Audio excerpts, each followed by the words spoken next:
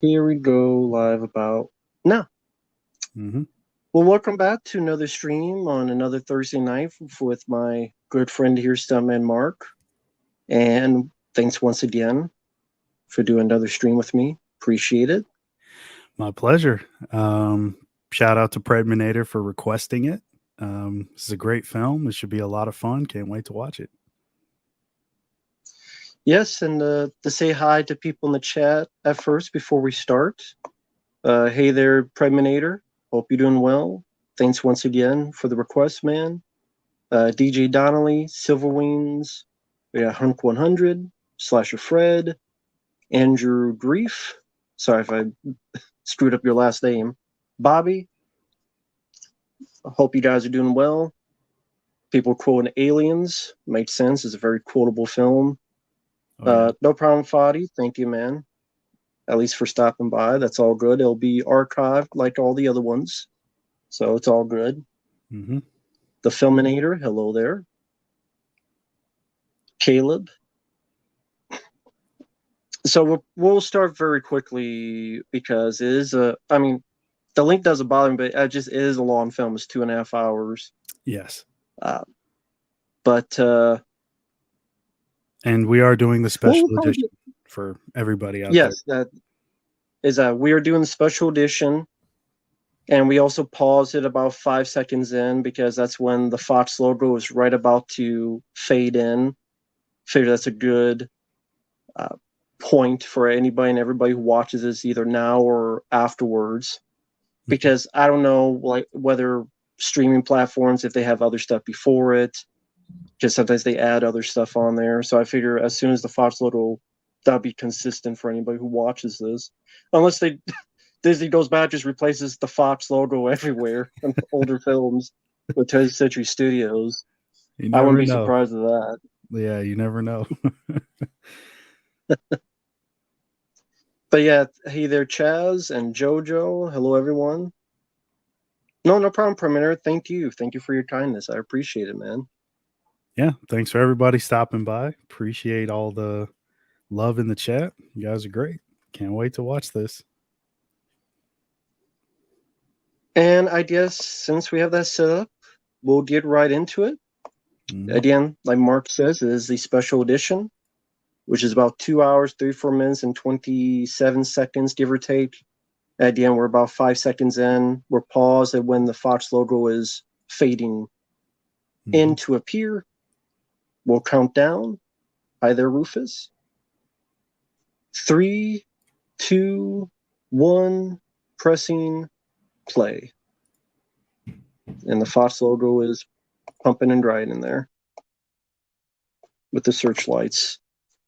Nowadays, they're searching for a good alien film. That's what the searchlights are for. A good film is here. We're looking for the next good alien film. That's right. Can we find it? I saw this when I was a kid. This is probably the one I watched the most as a kid. I did watch the first one as well, but this one I watched more. Oh yeah. Same here. And I don't know why, but when I was like 6, 7, for some reason, this opening would scare me. I don't know why. I don't get scared of movies. Mm-hmm. I can watch Freddy Krueger like turn someone into a cockroach and be fine. But for some reason, I think just James Horner's score here and the way the tiles come up for some reason, like Mm-hmm. for like the first 2 or 3 times, freaked me out. Then I was fine afterward. But Now, I can't remember if we discussed this last time on the Alien commentary, but did you see this one first? uh, I think so. Okay. Yeah, I would guess so. Okay. Yeah, I would Yeah. say so because like again, both of them I saw when I was a kid, but this one, uh, I think because action is my favorite genre, but then you also have all the horror and other elements. So I love Alien, but I gravitated towards this more. Hmm. How did you first see this? VHS. Uh, and I think I mentioned that in the last commentary. So, yeah, this was a VHS watch. I don't think at the time the special edition was available. And it's funny, like, you know, you watch movies like this so many times that you know exactly where the new footage has been put in. I don't know if that's still the case for you. Even though I've seen the special edition a million times, I can still always place where like the extra footage is. Um, yeah, this Well, go I ahead. think for me, it's just because I've seen the film so many times. It's probably I've said it's become my favorite film. Yeah, I Mhm. just like committed to memory, so that's how I could pick. Yep, that's the special edition and this and that. So Yeah. Yep, same. Um, and we saw a few credits go by, and I remember them talking about Ray Lovejoy not having the best time editing the film, only because oh yeah, Cameron was just on his ass the whole time, and he wasn't really liking how it was turning out. So I think he said he like did the final fight sequence between Ripley and the Queen. He edited that all together in one weekend. He locked himself in the editing suite and just got it done. And then Cameron comes in and he's like, "Wow, okay, you can keep your job." So I know a lot of people got fired on the production of this movie. um, James Remar was one. I think it was Dick Bush as well, the DP, who would not light the film correctly. Um, right. yeah, it's man, and even with well, we talked about Corman last time. We got to thank him again because I mean he gave Cameron his start as well as Gail Ann Hurd. And they would go on to do this movie together. They, I think, it just got Hmm. married at the time. So it's a lot of things that just fell into place perfectly for this film to come about.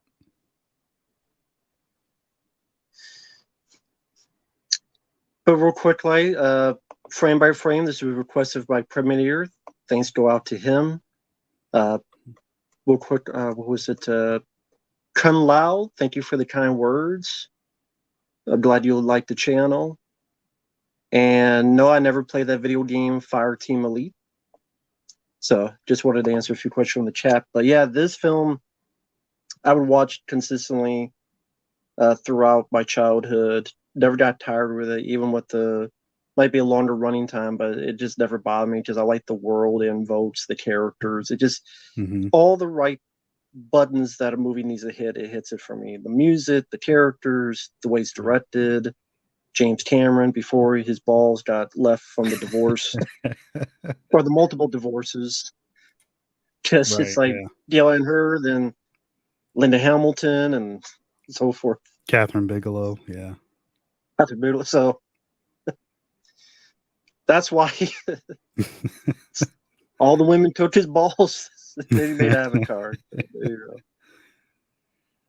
That's right. Right. Silver Wings. He makes a point about James Remar. Unfortunately, it was drugs. Um, Yeah. but fortunately, we get Michael Bain. So I mean, it worked out. Yeah. And that was very last minute. But I mean, he came in, and I think they had James Remar for like a week, and Mhm. then he got fired. And he's still in one of the shots. If you look closely enough, you can still see him. Yeah. But yeah, Michael Bain coming in to play Hicks was perfect, perfect casting, and he knocked it out of the park. I think we all prefer him. No hate against James Remar though; he's always great in everything. Oh, exactly. But I absolutely do prefer Michael Bean over James Remore. Mm-hmm. Have you seen Mortal Kombat Annihilation? The He's but great yeah, in that, but in a different way, like for a whole different reason. but the thing about the James Remore stuff, the other thing is that I think he got hired because Walter Hill, who was the producer, had directed him in films like The Warriors, Yeah, and that's so it. they were good friends. Mm-hmm. And then when Walter Hill found out about this, of course, he felt embarrassed because this is the guy he recommended. And then, from what I understand, he never worked with James Remore again. Never, ever again. And Remar said he felt more bad about losing his job than like it was. He disappointed his friend. Like, you know, he got him the job and he fucked up.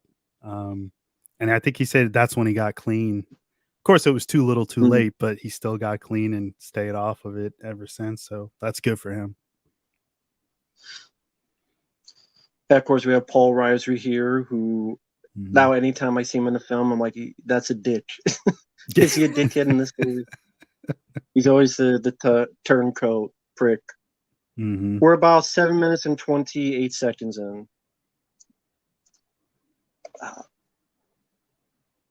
Now, granted, probably when I first saw this, I never bought like this was really happening. Maybe because I'm looking at the back of the VHS and going, "Well, she's in this scene. She's in this scene. She can't be Mhm. dead." But I Exactly. do think if it's, I'm fine with it. Not as I thought it's really happened, but more as it's a good showcase of the character's psychology.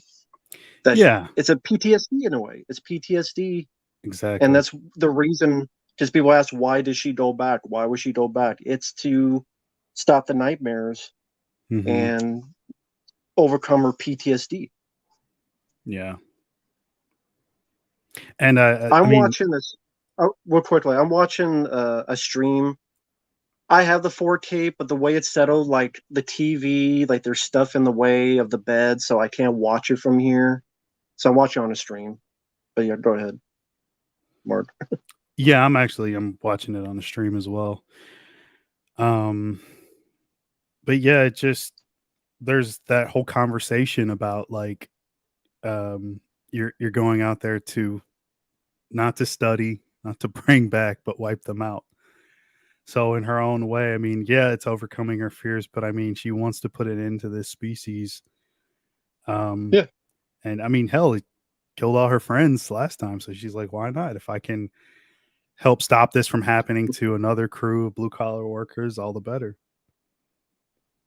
yeah. I know that back then they actually cared about a movie being too long. Go figure. So I still always thought this should have stayed. Hey there, review games at night. I think of at the very least, I think this scene and the scene where Hicks and Ripley give their first names. Hmm. I think at the very least, those two scenes should have stayed in. I do like Yeah. the Sentry scene, but I know that's a very lengthy scene, and if you have to cut it, I really enjoy the scene, but it doesn't. You could cut out and still have the movie's works fine. Hmm. But at the same time, this is such an important part of her character. It's still surprising they cut this out because it shows her mindset and why she looks after Newt so much. This was like the cut I thought was the weirdest one to do to not have in a theatrical cut. Hmm. Yeah, I mean, a lot of the stuff that's cut. Oh, there's Sigourney's actual mother in the photo. Mm, Um, little piece of trivia for you guys. But yeah, I didn't think the cuts were needed. I know running time, I get that, but like right. I like all the stuff that was cut for them. Even the scene, and I'm jumping ahead a lot. The scene with Burke, where he's got the embryo in his chest, and like that's a deleted scene. That's not. I don't think that's in the special edition either. No, it's not in the special edition. That's Yeah, if you have the Blu-ray set, it's a separate deleted scene. right. And she gives him a Um, grenade. yeah, and just keeps moving. I always love that. It's just poetic justice. I mean, and how ironic, like the very thing that he tried to do to her ends up happening to him. Um, and they could have went a different way with his character. He could have been a real asset, but you see his true motive later on, and Hmm. he gets what he deserves. I mean, his character gets his comeuppance.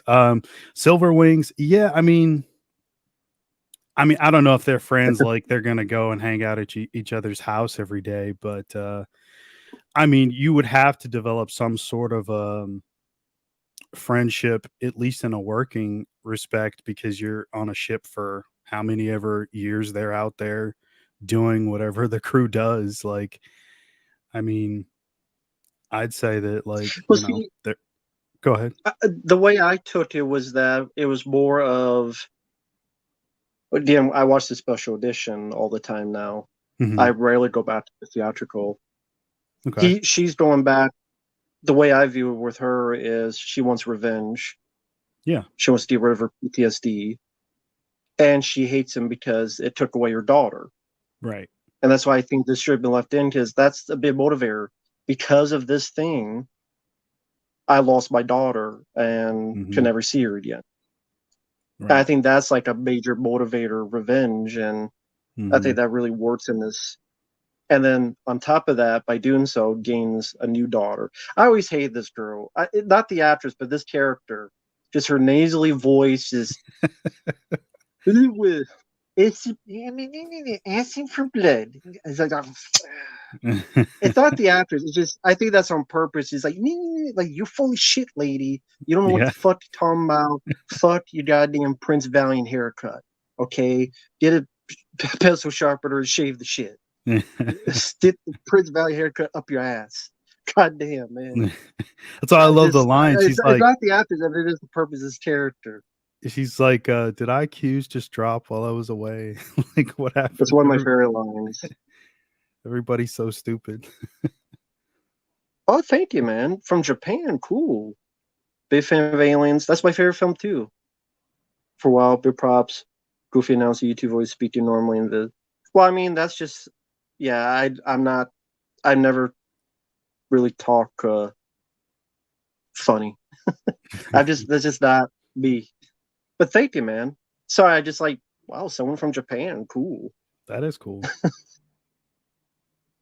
A place I always wanted to visit but never have. What time is it over there, man? Like, it's 9 o'clock here, or 9-ish. Now this is adding the special edition.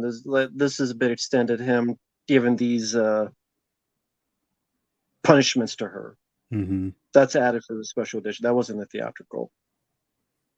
It's 11:20 a.m. or p.m. Well, it'd be a.m. I guess, right? A.m. Has to be AM. A.m. Yeah, Yeah, 11 in the morning. Cool. that's cool. Best part of waking up, some aliens in your cup. Fuck you, Burke. Shut up, Burke. Just punch him in the face. And this guy too, just want a chest burst to come right through his forehead. Yeah, Just like that guy in Alien Resurrection, Leland Orser. yeah. And the setup is just great when she says Yeah. families, like 70. How many families? The irony of Ripley's revenge against the aliens is in the Alien Sea of Sorrows book. The aliens want revenge on Ripley and all who share a bloodline for actions against their species. Never heard of that book. Is that a comic book or is that like an actual book? I never heard of that book, Sea of Sorrows. Yeah, me neither. It's interesting.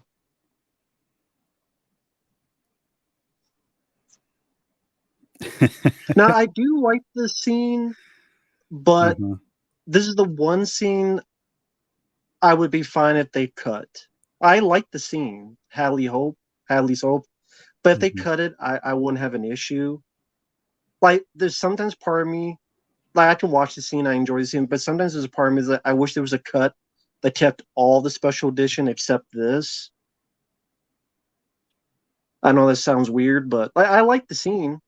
But Mm-hmm. it's like I like the rest of the special edition editions. This is one that I'm fine with, but if it was not there, I would have been fine as a deleted, like watch separately type of thing. Mm-hmm. Yeah, I think Maybe I'm alone in that. no, I mean, I can understand that, but for me, I want as much as I can get of the movie. I want it to be as long as possible. Of course, it has to end at some point, but like, I just Right. appreciate the miniatures and the all the production and You everything. Like, appreciate the sweat stain on that guy's back.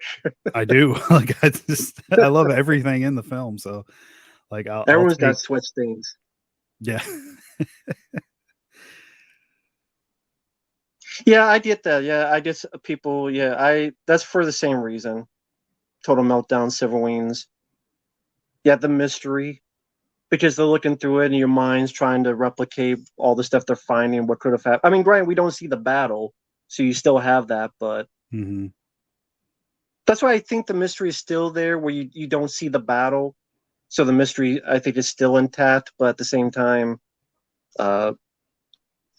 idea why was in there, just to show the circumstances, like all these kids, they got they'd have to be cocky by the xenomorphs. Yeah, it makes it all the more tragic. I mean, when you see the entire crew at work, and I mean, how epic would it have been to have seen that happen though? Like just the massacre with all these xenomorphs attacking, and how they fought back as well, because you see the damage to the infrastructure and everything once the Marines come in. But it is a good air of mystery, and I like that. Like this film has so many elements, and Cameron didn't want to just focus on horror. It's which the first film does very, very well, obviously. But I mean, you get your action, your suspense, the thrills. There's mystery, there's comedy, even in certain lines, mostly by Paxton, who's just timing is amazing. So I like a mixed bag of everything. And as much as I love horror, I think we all know I'm a huge horror mark, but still, I just this is so well done, and I can't believe that anybody would ever say that it's not a good film. So when like you said that last on the last commentary, and I'm like, there's no way. Like you're crazy to think that. Like if you don't like the movie, that's fine, but to not like acknowledge the technical feats and everything that they do in the movie, like you can't be that dismissive. Like to me, that's not a fair criticism if you're saying like it's not a good film. I just can't believe that anybody Yeah, would people think would say that. the same about Alien 3. No, fuck You that. don't appreciate the technical aspects. You don't appreciate the technical aspects of that, Mark. You know, No. you can't say it's not a good film. Yeah. What technical aspects? All the horrible CGI that they do? No, I don't appreciate that because it's not good.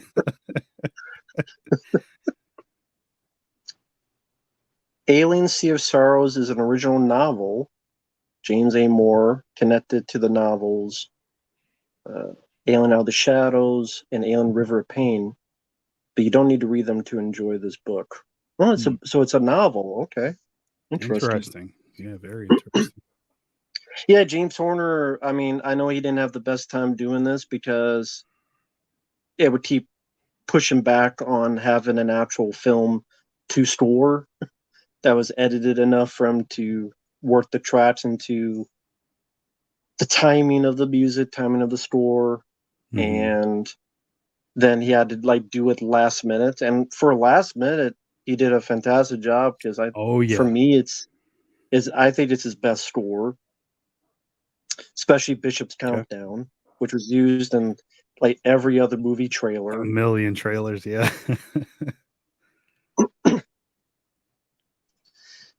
From Dusk Till Dawn, it was in that trailer. A lot of movies. And then I know that he was bad at Cameron until I think Cameron saw Braveheart, like James Horner's score, and then got him for Titanic. Yeah, and they worked together on Avatar as well, I believe. Yeah. So they definitely patched things up. Yep, he was in the Lake Placid trailer as well, that score, yeah. Back when people smoked in movies. Watch out, you burn yourself. It's funny, you watch this movie and like everybody's smoking, and same with the behind the scenes. There's so many characters smoking, like Chimney's, like the guy who plays Apone, I think it's Al Matthews, I think. He yeah. every time you see him, he's got a cigarette in his fingers. Cigar. Yeah. Yeah. He's got the cigar in the movie, and then like behind the scenes, he's got the cigarette. Well, thank you, Bobby. Have I ever gotten excited for an action scene for the hero to win that I got excited, walked off, and screamed in happiness? No. Probably the closest was the original Dawn of the Dead when I thought he was going to shoot himself in the head, Ken Foray, and I was like pissed. I was very young when I saw that. Okay. And then when he didn't, I'm like, yeah. Just he was Yeah. my favorite character. The black guy doesn't die. But it's just I liked his character. Yeah. And I know the guys that did pick get pissed at this. I don't like the original Night of the Living Dead. I think it sucks. I like the 1990 movie more, and I like Dawn of the Dead a lot more. So, Well, I know Day's it's my like favorite. That's a controversial take. I know people I like love Day. Dawn. Day's a good one. Day's my favorite one. Day's a good one. I do not like the original Night of the Living Dead. I think it's boring as shit, and I think that girl, rest in peace to the actress, but I think she was told to do it. It's like, or just and then carried off to her death. I'm like, okay. I know it's a different time. It's just not my time. I didn't grow with that time. Yeah. But anyway. Yeah, Predminator. He unfortunately he did pass away. Same year as R. Lee Ermey. I think they were both passed away 2018. And both had Which one? actually served. Al Matthews, Apone. Yeah, and also and James Horner sadly passed away too. Mm-hmm. I think it was a helicopter crash, I believe. Plane crash. Yeah, I think so. I think so. But yeah, he he actually got to hang out with R. Lee Ermey from what I heard, like times when they weren't shooting and it was their downtime. They would hang out because I think Full Metal Jacket was filming close by. So Do you imagine? the cast members Can you would imagine? hang out. I would just say, can you imagine if it was R. Lee Ermey as Sergeant April? That would Just have the been stuff great. he would say, like his dialogue, saying it to like Bill Paxton, Michael Biehn, and stuff. Yeah. But yeah, Al Matthews did a great job. The whole cast did a great job. Yeah. They both use that phrase, asshole and elbows. It's like a legit thing they would say. So it's a lot of parallels there. Exactly. There's more dreams or I should say nightmares about what happened, as anybody would have dealing with something like that. Yep, we were shown it before, and then we see her clutching her chest, so we now in our minds know what kind of dream it is and the possible details are showcased within it. Mm-hmm.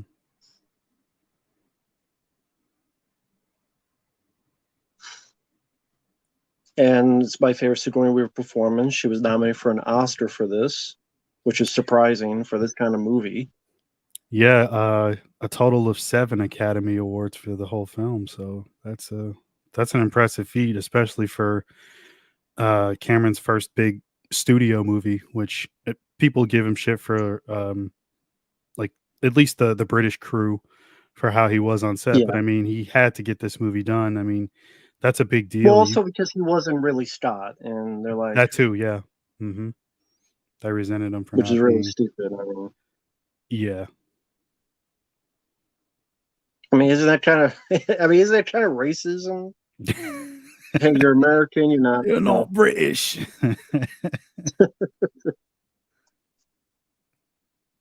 Was this nominated for Best Picture? Was that one of the nominations? I believe so. I know, obviously, Effects was a nomination. Oh, and speaking of, this thing is only like 6 feet long. The ship. Mm-hmm.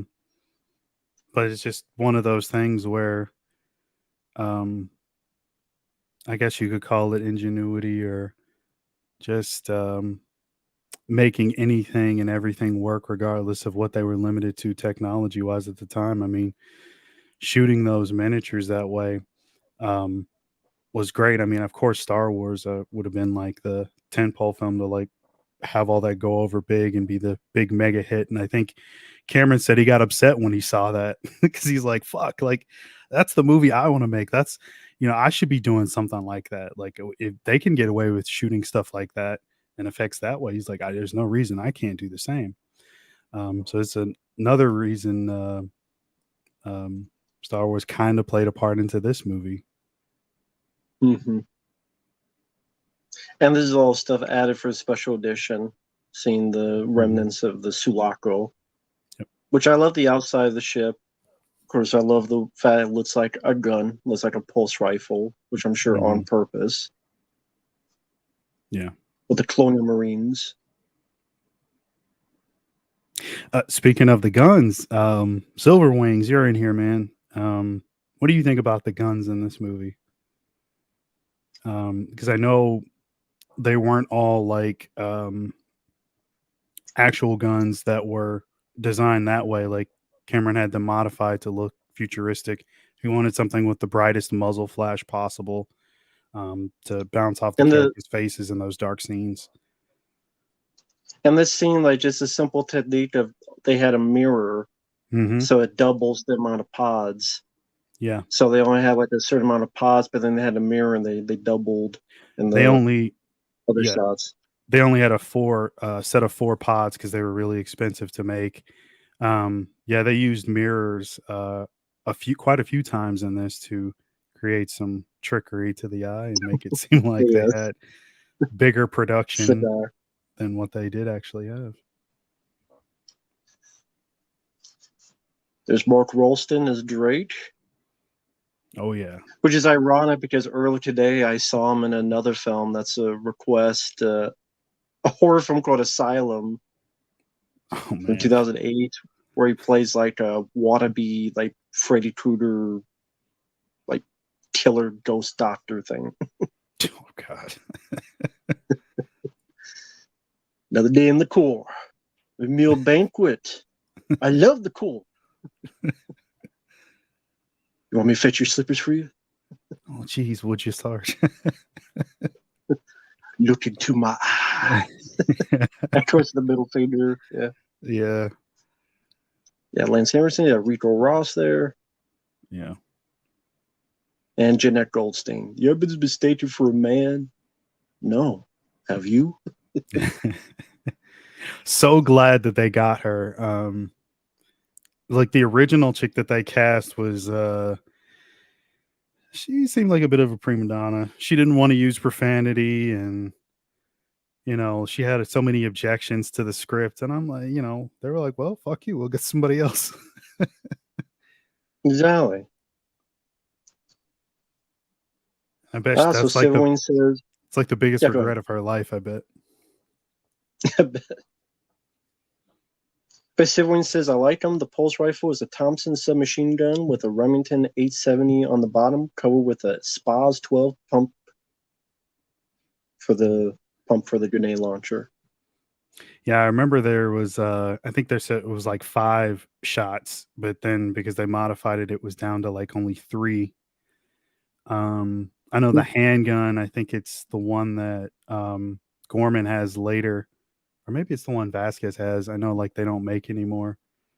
But they thought it looked futuristic, so they used it anyway. What was it? It was the handgun. It's either the one that Gorman has or the one that Vasquez has. I'm sure Silver Wings will let us know.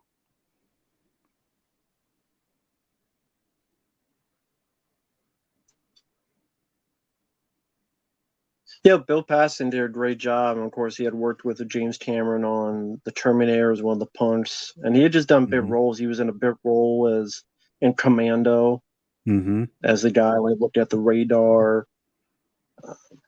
I just Weird Signs would have been his Bitter's role. Actually, I can't remember what.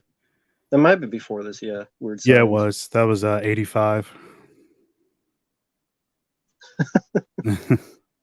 This Bill's... I miss Bill Paxton. I love his reaction. See, in the hands of a weaker actor, this could have been such an excruciating, annoying character that you can't wait to die. And we've seen that a lot of times afterward, where they have this type of character, you just want him to die. But he made him likable enough, energetic enough, giving some really good lines. Why did you put her in charge? Why did you put her in charge? That's fucking great, That man. just makes it work. Yeah, he does. I miss Bill Paxton. Me he too. died way too soon and over Yeah. stupid circumstances. Yeah, that was Supposed to be. Yeah, go ahead. No, I hated that, like, fucking surgery complications, and like it just it shouldn't have happened. You know, I mean, I miss him all the I'd love to see him in like a million more things, and he probably still would be acting. That's why I love seeing him pop up and stuff later on like I think it was 2014 in Nightcrawler. He pops up. I was like, oh hey, there's Bill Paxton. This is great. I just didn't expect him to be in the movie, so like anytime he pops up on screen, it's a smile on my face.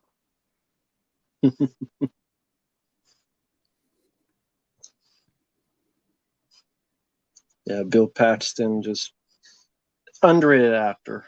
Improved a lot of lines as well. A lot of the ones we quote constantly and they're, iconic to this day. The Game Over, that was all him. Yeah, of course.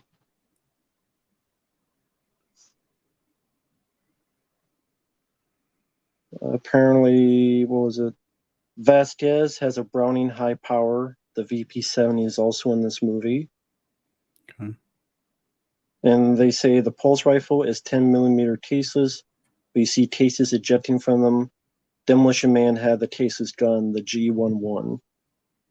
There you go. Nice.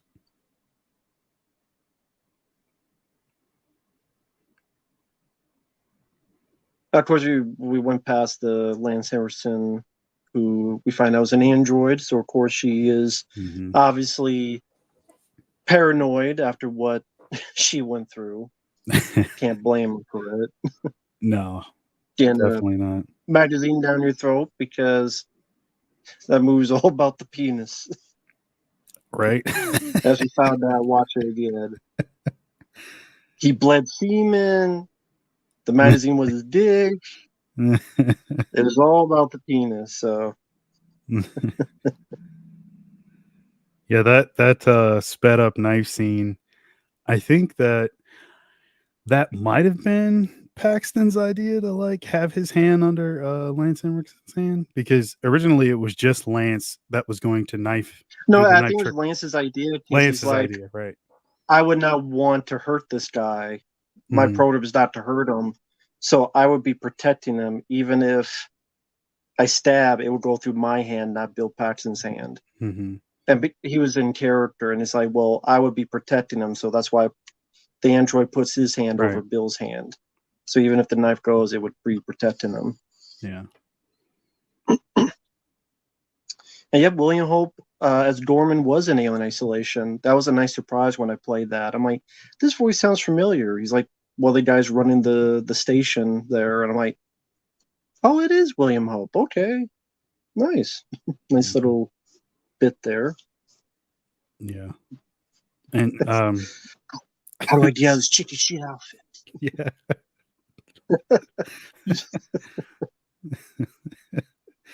But yeah, I mean they don't take it serious at all.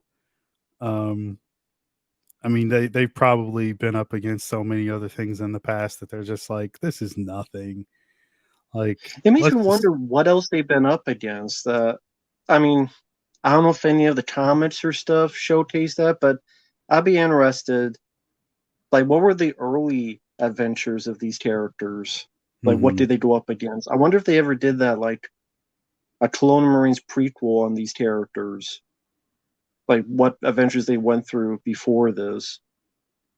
I don't want a movie of it. I just meant like comic books and stuff. Yeah. Or even I haven't done that.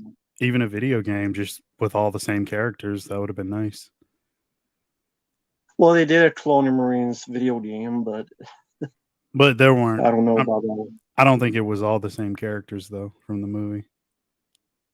No, I mean, I know of the game. That's when somehow Michael Biehn, they made a lie by these very weird circumstances where there was another guy that also had the same bandage and went into the cryopod when he went out. It's just, It's a very weird story. It's a video game that they did. Yeah. I didn't play much of it, to be fair, so I can't judge it. It didn't look good to me. Put it that way. Aliens, Clone Marines. Oh, To be fair, I haven't played it, so the loaders, we didn't mention those. yes. Very well done. So much so that they actually fooled certain businesses back then, and they wanted to buy some, but they're like, "Hey, these aren't real." Like, like it's all guys in a suit, or I guess in this Yeah. scene right here, a girl and a guy in a suit moving in tandem. Yeah, there's a guy behind her, right? Yep.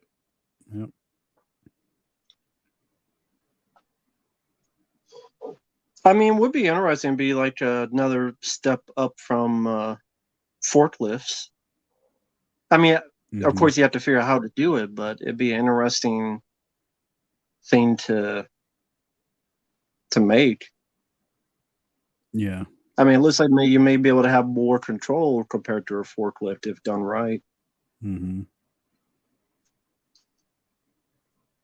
I remember they destroyed the version that they had at, like, in the end scene.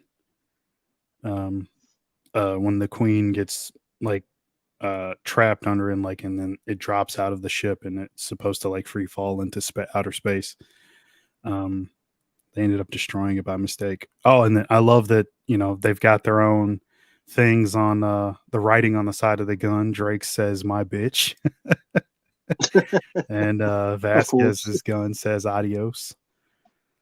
And those were Steadicam mounts, like for cameras, but they attached the guns to them. So on the Vasquez and Drake guns, yeah, those guns, yeah. It's very, very clever. Yeah, it's sadly, Michael Biehn didn't get to do anything on his because he was put in last minute, so he couldn't go through that, like decorating the material. Because I know he was confused, like, why is there a heart here? It seems like a target. Yeah, he said he didn't like it. Yeah, which makes sense because it's such bright red. People can see it clearly. Like he's supposed to be camouflage. Here's this bright, red target. Oh, it's like at the wrong spot. Like, hey, I should shoot this guy in the heart. Hope you don't have a sniper rifle. And they got to not only customize their gear but customize the inside of their lockers right there, which is a small subtle touch. You barely see it, but just adds to more and more never-ending detail in the film. There's so many little things. And real quick, like Daryl Hardy says, "Don't kill me, Matt, but I love Aliens better than Alien. Rare that I like a sequel more than the original." Well, I don't know why I would kill you because I'm the same way. This is my favorite film, and it's my favorite in the franchise. And I love the original Alien, but this is my favorite. So if I kill you, then I'd have to do me too. And thank you, Bobby, for your kindness, man. What if you're watching a fight and when a guy gets knocked down, they always hum during the falling down action? Then they deserve to get knocked down in the first place. If that's all they're thinking of is humming, they deserve to be knocked down and stay down. They need to have better priorities. If they weren't thinking of that, then maybe they wouldn't be knocked down in the first place. Thank you, Bobby. Oh yeah, people got complained about Jeanette Goldstein because of PC. It didn't bother me. I didn't give a shit. No, I mean, it's not done to be disrespectful. It's just that's the way they wrote the character. And from what I remember, that played into the friendship that she has with Drake.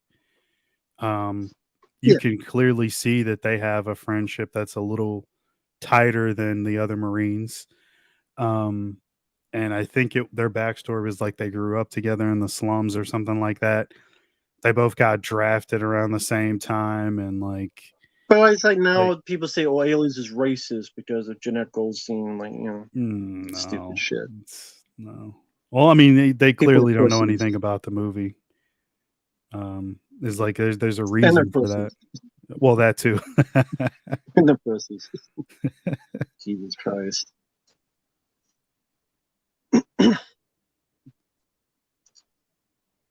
If they could be mad at that, I'll be mad. I don't know, white chicks or something. Yeah, like They where's can't the have white people. where's the hate for that? Yeah.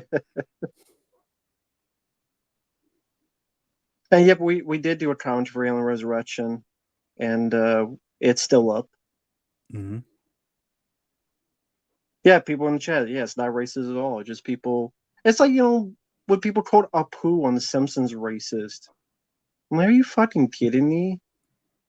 This is like one of actually the more smarter characters and actually the more respectable characters, and you got rid of him because a couple people cried on Twitter like, babies, don't, he's racist. So they like removed the Apu character from The Simpsons. I'm like, Jesus Christ. You can't do anything anymore. Everything's racist.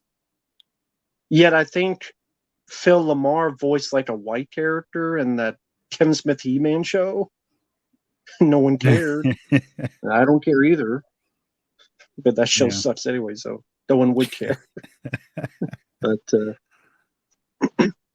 here's a scene that, I mean, many movies have this kind of scene. We'll see later on. I should say it's not there yet, but all the streams, and when chaos is happening, you look at all the streams. We see a bit of that in Predator 2 with Gary Busey's group. Mm-hmm. Even Jurassic World with the invisible dinosaur. That scene. Yeah. Where it's this type of like equipment with all the cameras and everyone, seeing from everyone's point of view. Yeah. Oh, here's another great scene that's special edition. They added back in. Yeah, Bill Paxton's speech. You're ball breakers. Bunch of We got knives, we got chopsticks. we got nukes.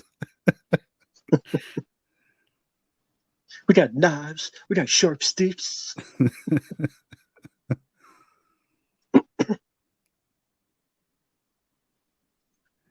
I wish they had gotten to use all that stuff. Like he brings it all up, and Right. they're so overconfident in all the shit that they have, but they don't get to use half of it. Do you think it's true that one of the reasons, like, that part of the script, just sometimes it's intentional, sometimes people look a bit too much into scripts. Mm-hmm. The whole Vietnam thing, you have your soldiers who are overconfident and they got the major technology, but they go up against a force that's much less technologically not advanced at all, but yet they're able to be defeated by this much more down to basics enemy. Not necessarily. I mean, I could see it though. I mean, I could see that being a case. Yeah, it could be. If people say that. Could be, but I don't think so personally. I think it's more a showcase of like, I mean, of course they're aliens, but they don't have aliens. Oh God, you're gonna get canceled. But I know it's a line in the movie, but still, I know. But you know how people are. Sign up. Yeah. Illegal aliens. Sign up. That's a great line. I don't care what anybody says. That's great. It's just that timing that he always has. But yeah, I mean, they're primal basically. I mean, and that's how powerful they are. All the stuff that they do have at their disposal, weaponry wise, I mean, they've got the numbers on the Marines, which is sort of the thing, argument you could use in Dawn of the Dead. It's like, oh, well, they're slow, but there's so many of them. Like, how do you fight so many? Like, you're going to have casualties in war, and you get quite a few before we even fully get into all the way into the second act. Because so many people get killed so soon after the first fight. So, which I don't even know if like the audience saw coming. I mean, I can only imagine the reaction that they had in the theater at the time. They're like, well, this, it's the whole movie is just going to be one long big war because that's the way Cameron built it. Like he came up with the tagline, "This time it's war," and the studio loved it, and they're like, "All right, let's go with that. That's our marketing. That's on the poster."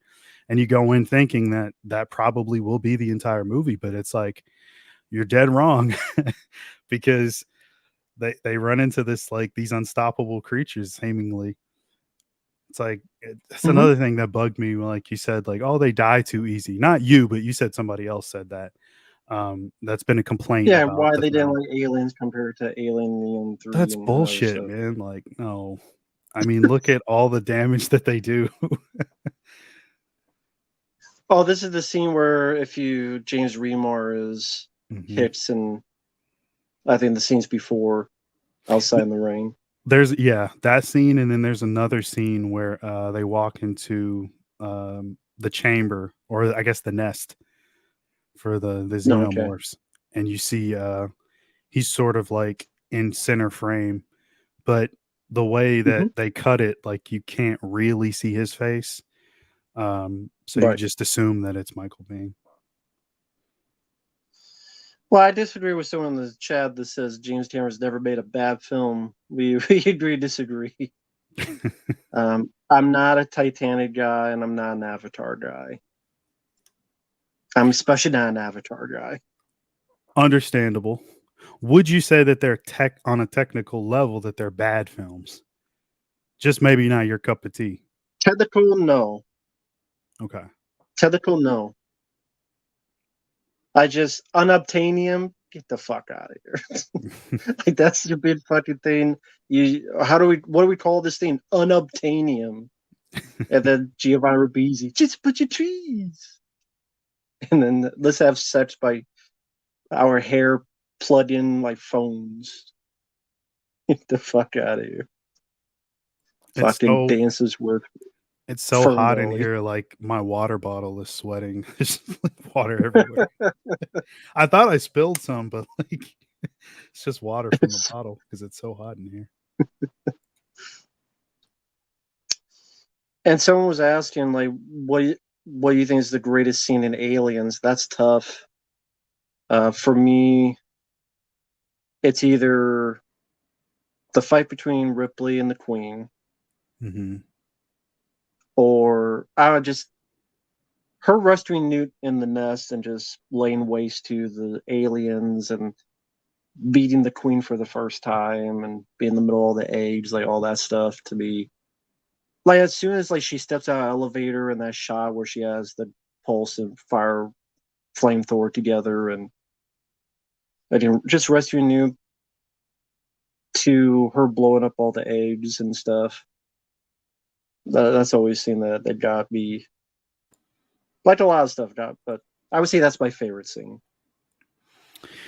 Um, that one, it's either that one for me or the scene when the sort of final attack on the last remaining large group of the Oh yeah, Marines with the red that's a great lighting. one. Yeah, I That's a mean, great one too. because there's almost like an obstruction of your vision to where like you can't see everything 100%, but you see what you need to see in the scene. Um, Yeah, and the fact that that's like a great one. Cameron, like the way he shot it, like he had the guys in the xenomorph suits like crawling on the floor, but like he flipped the camera over, so like he shot it upside down to give the illusion that they're crawling on the ceiling, and just so many other little things in that whole sequence, the timing of it and everything. Like it's very intense. And I know that even like when it played originally in theaters, like that was one of the tensest scenes in the film. Like people were just going nuts because like it's probably even more xenomorphs than the first attack that we have, Hmm. and Yeah. and it's hard to see. So like people were frightened. So I mean, to anybody that says like there's no horror in it or anything, I mean there is. I mean, imagine being you forget like they're in a sealed room. They have essentially locked themselves inside with the xenomorphs, which is even more terrifying. Like there's so many coming in and they can't even get out. They have to cut their way out. Hmm. Partially thanks to Burke. Yeah, exactly.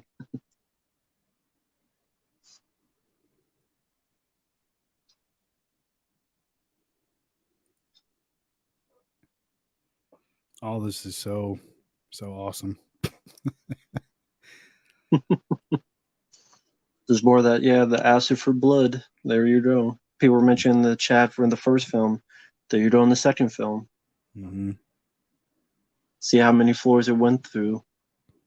All the greats. Yeah, area secure my ass. That was also part of their undoing in a way. Of course, they're overconfident, but I mean, Gorman really fucked up. He was clearly a noob. Vasquez was like, "What the fuck? Like, why do we have this guy like telling us what to do?" Yeah, they set him up as a noob because he even says, how many combat drops? What, like 2, including this one, or Yeah, something like that. yeah, and they like look at So, each other like, "This guy really?" but I mean, that reminds me again of the many other war pictures, in particular Vietnam, when they didn't know what they were doing, and then they would drop bombs on their own people, like the scene in this film. I think it's underrated, called Hamburger Hill, Oh where yeah. they they realize their own helicopters are dropping on their own people, and they're trying to call them off. And just shit intelligence, Mm-hmm. whether it be the CIA or the KFC or the 8 other places Steven Seagal works for. Maybe that's who fucked it up. Take care, Bobby. Have a good night. Later, Bobby.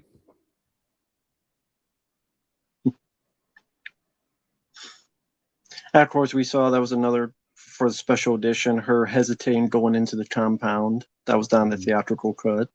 Mm-hmm.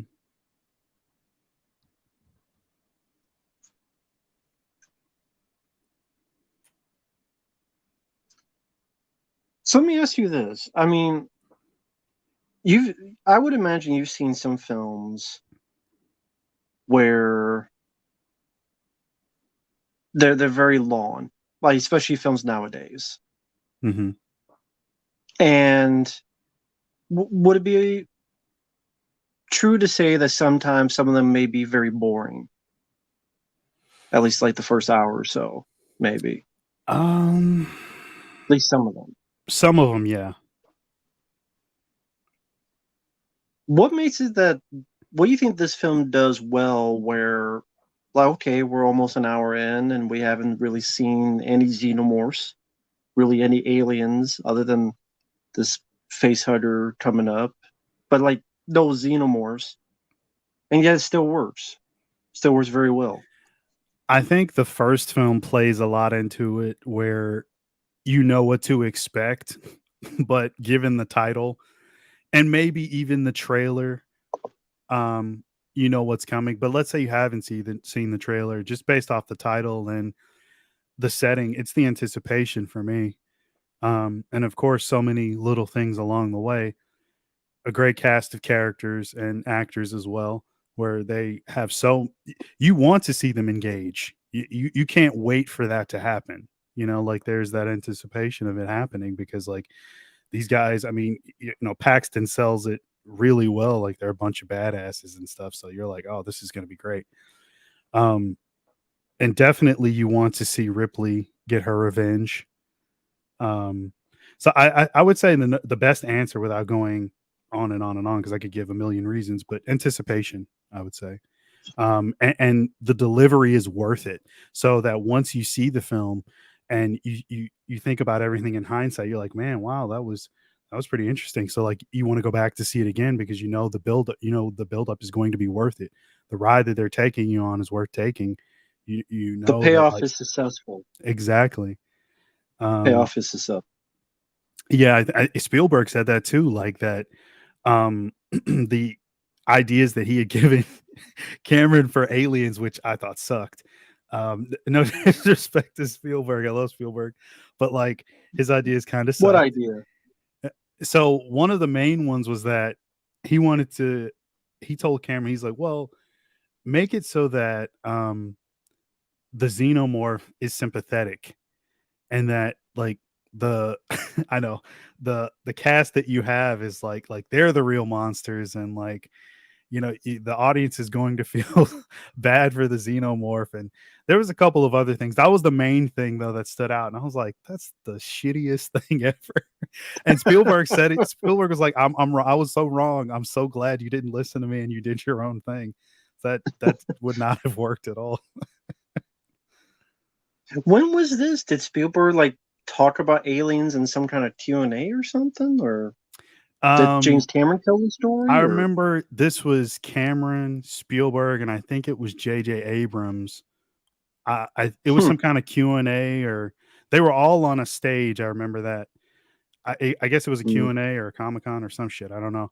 But I just remember that was a long time ago I saw that video. But yeah, like they were all talking about aliens, and Spielberg was just like, I was so wrong. I'm glad you didn't listen to me. He certainly was. Yeah.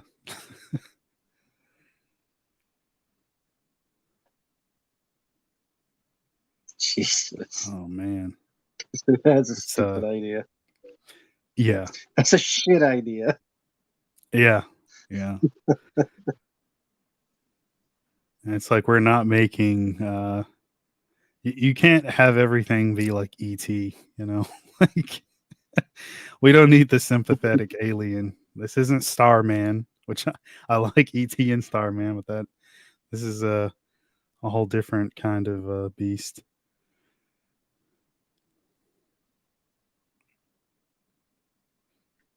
Oh, that's reoccurring thing. Somebody biting hands. Cameron did that a lot.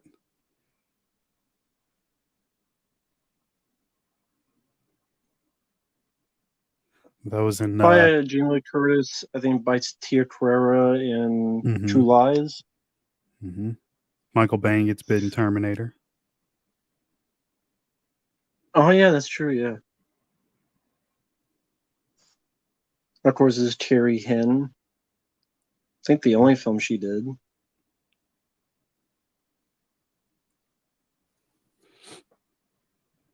And this whole like thing right here is really cool. The whole set. Yeah, I think guess they thought most of these.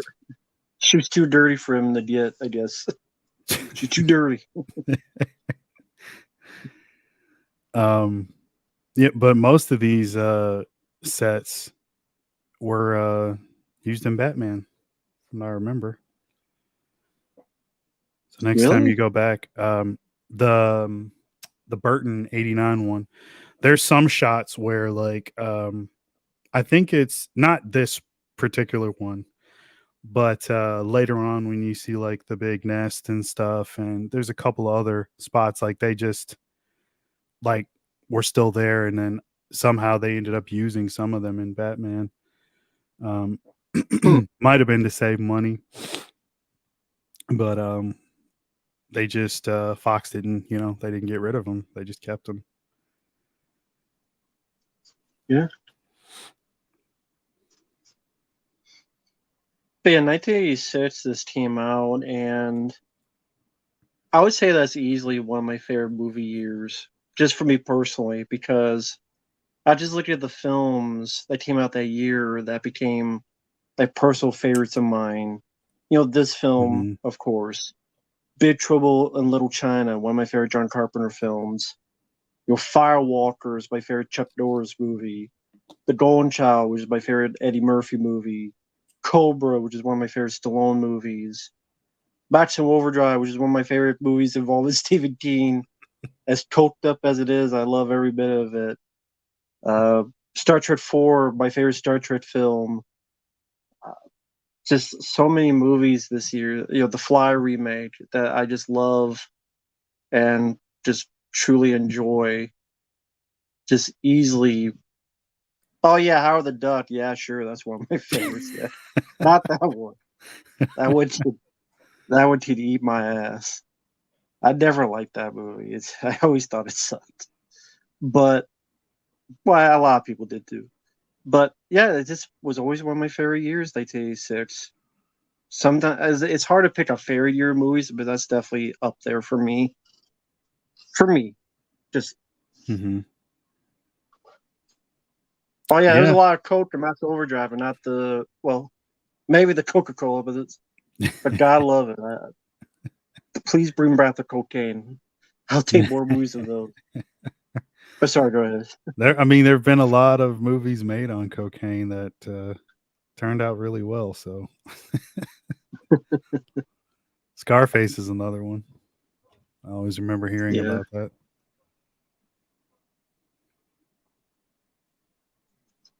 Slasher Fred says, I think one of my sequels this one so I kind of say you take an original story and sort of recreate it but in a whole different way for that follow up.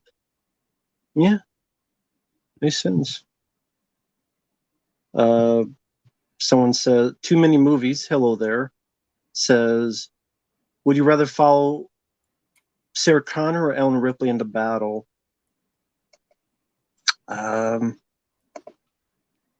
Hmm. for me, Ellen Ripley.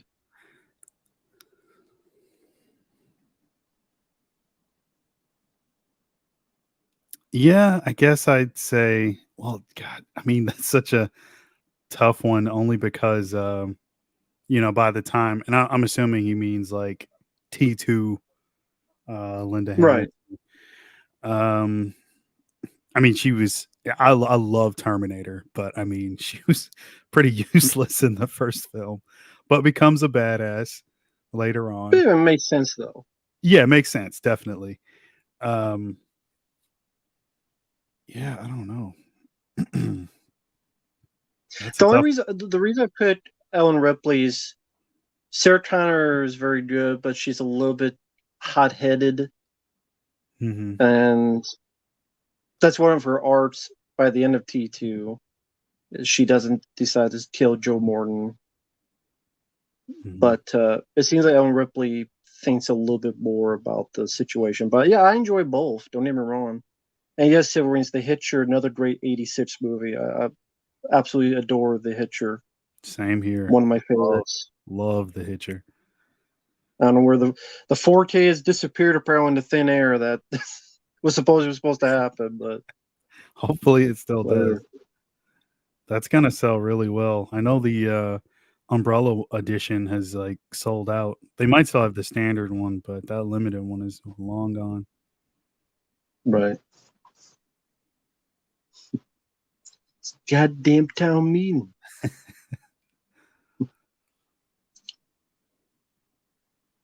Yep, I even love Jumpin' Jack Flash in '86. Whoopi Goldberg, my favorite Whoopi Goldberg film. You see this face? It's a face of a woman on the edge. Oh, my wife has that same face. Now you got a choice. Do That you want to that's your work here that's your or do favorite you one. want to live? What about Whoopi Goldberg? yeah? What about Yeah, Burglar or Ghost or some of those other ones? I like Ghost, but Hmm. she's good in that. But I think of it more of Patrick Swayze's movie. I just like where she stars in.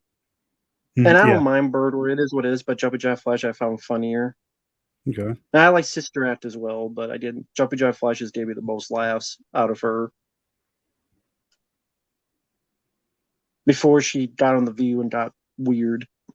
Like all those ladies on The View are fucking weird.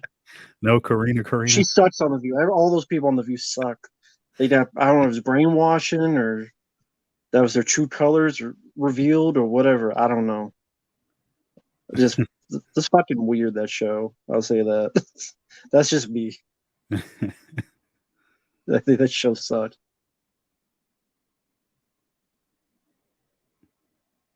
Again, the lighting here is so good. Absolutely. That was all obviously done by design. Like the further they go in, the more like they essentially rely on all the lighting on their equipment to see everything, which again just adds more the eerie atmosphere, and you can't see everything.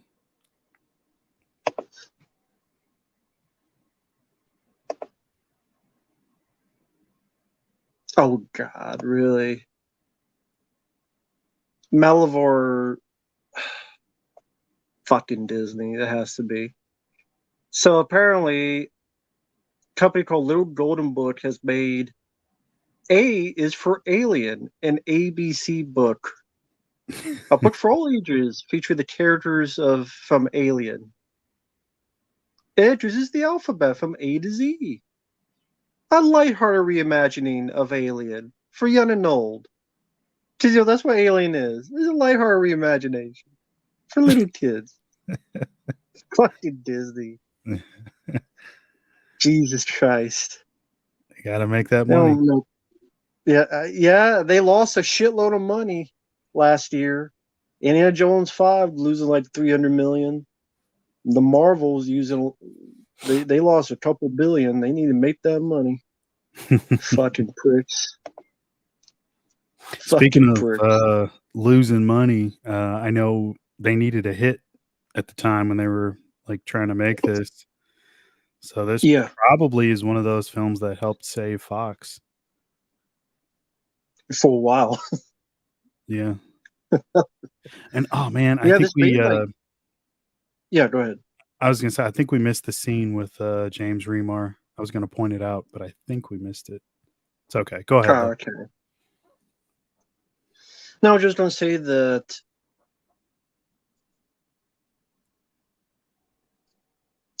No, I was just gonna comment on the way the set looks with all the cocoon and all the I don't even know what you call it, all the stuff on the walls. Some nice tension into the whole scenario. Yeah, I mean, as the viewer, you know that like it's coming, like it's all about to go crazy in a minute, because you're seeing the familiar. Well, I guess that wasn't exactly in Alien that way, but like just the design of it, Right. like you know that they're getting closer. And talk about bad luck. Like lo and behold, it's like you can't fire the weapons there. Right. Because some people are like, fuck that, and they kept it. And some of the wide Although they shots fired of quite a them, bit, it didn't do anything. So I guess they could have. yeah, they did. Some of the wide shots, though, I know a lot of that was like miniatures, but again, you can't tell. Just the lenses that they used and the way they shot it, it goes in perfectly. Mm-hmm.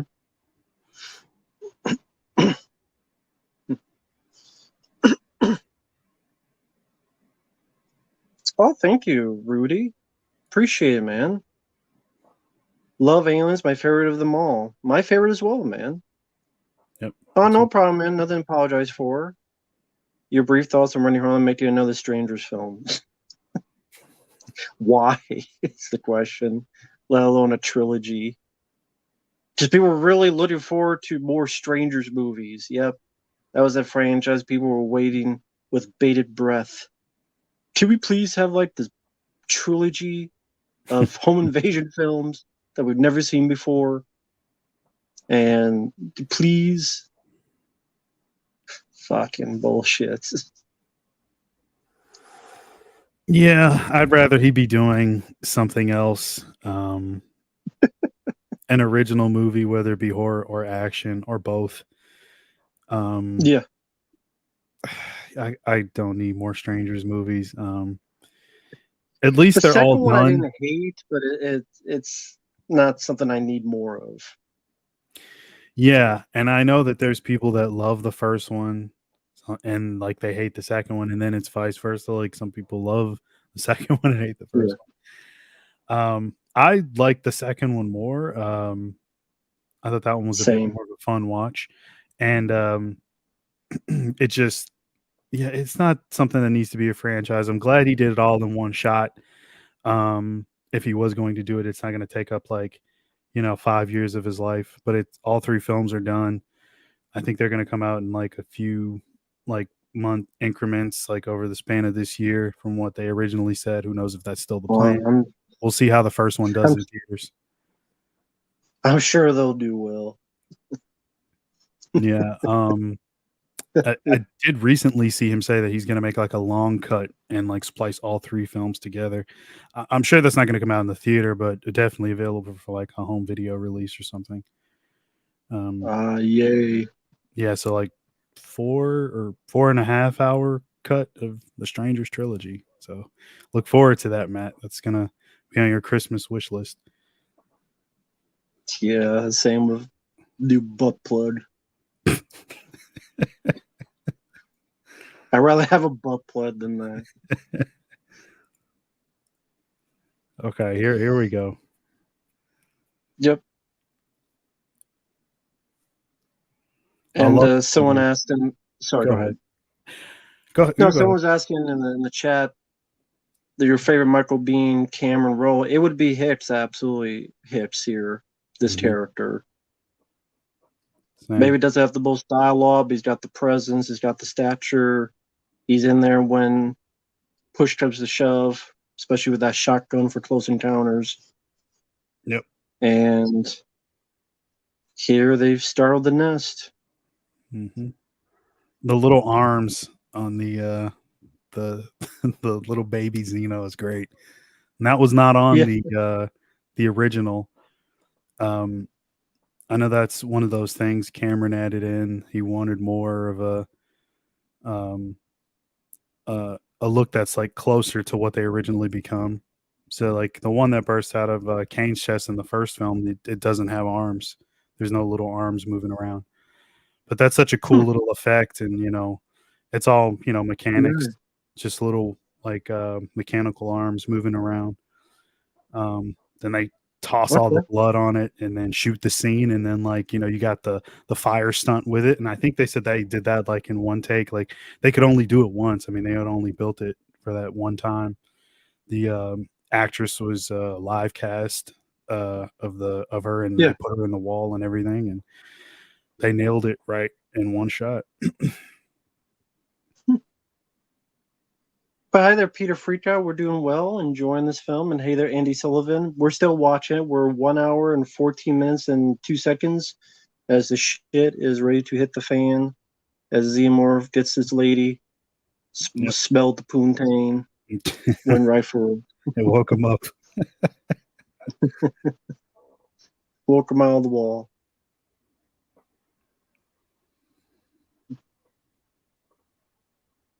I love the slow-mo here.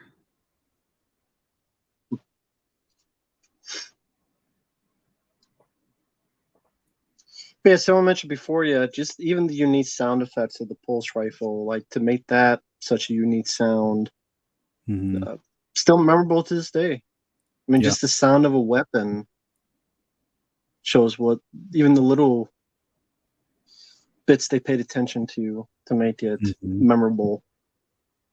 It was, let's rock. Yeah, when they were doing the sound mixing, I know they got annoyed with him again because he wanted the guns to sound very specific. So they spent a long time trying to get the gun sound effects right.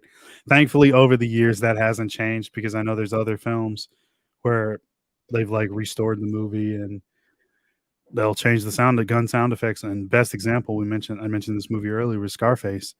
Like if you watch the older version of it on DVD, like the gun that they uses at the end, I think it's an M60 with the grenade launcher. It sounds one way on that version. Then you watch like the newer, like the 4K or even the Blu-ray that they did like, I don't know, 5 or 10 years ago. It sounds completely different.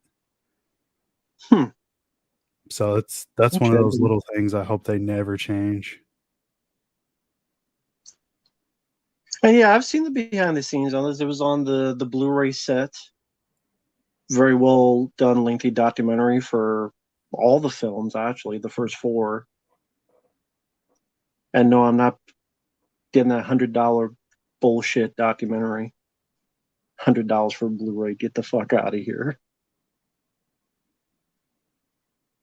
The soldier's gone. Get the fuck out of here. There you go, Ripley. Total Meltdown, is that the 4K version? Or are you talking about on the Blu-ray? Because none of the audio tracks that I've ever heard for Aliens has changed the gun sound effects. So which one are you talking about? I know you said the 5.1, but Well, does it say Terminator? It says Terminator, Marq. The oh, 5.1 okay, totally. yeah, I totally missed that Yeah, it Terminator. says Terminator. Okay. Sorry, I have the movie like floating over my head, and I see That's half fine. the I see it comments. here. Yeah, it says Terminator, Marq. The 5.1 totally changes the Okay. gun sound effects and it sucks ass. So is that the Blu-ray? I guess Terminator so. Blu-ray. Yeah, he says Terminator. Well, shit. No, what's fucking doing it? Well, there you go. That's why That's you another gotta one. always keep all your shit. Yeah, start keeping your DVDs, man. Hmm. And seriously, like, as long as they last. Dude, they keep changing shit. That's why keep your. It's a good idea to keep your old stuff. That's why, like, I know people sell their new stuff. A lot of times, people sell their older stuff right away. Hmm. I never do, and I think that's a mistake to do that because of stuff like that. Because you don't know what will be changed. Hmm. I'm not saying it happens all the time. It might even happen rare times, but it does happen. Yeah. Fred, you just buy it again unless it's out of print, of course. But Hmm. I love how they, here's Drake. yeah, I love how they accomplish all that with the xenomorph. They had those like Yeah, chemical compounds that like mix together. When they do mix after they get shot, it creates the smoke effect. So it's acid, or it makes it seem like yeah, acid. Oh man, that's amazing. Just sprayed right in the yeah. It face. worked. Yeah, Burke, do something. Yeah, Forget him, he's gone. yeah. Drake is fucked. His whole body is melted at this point. And of course, coming up is why you have the shotgun for close encounters. Hmm. Good badass moment for Hicks. Eat this. There you go. Such a great line. So good. And then I know Bane said they fucked that scene up a million times. They kept trying to get that right. He kept missing with the shotgun. And we have Stephen Norrington to thank for that. Him and Hmm. that other effects guy. They worked on that forever, trying to get that to work correctly with the alien poking his head in. For those of you that don't know, Stephen Norrington, who went on to direct Blade, was an effects guy. He was on the crew in this film, um, Mm-hmm. and worked on a few other movies. That Go Split ahead. second. Yeah. Roger Hauer after Hmm. this. He worked on The Creature. Hmm. And yeah, he would direct Death Machine, Blade, and League of Extraordinary Gentlemen. The classic.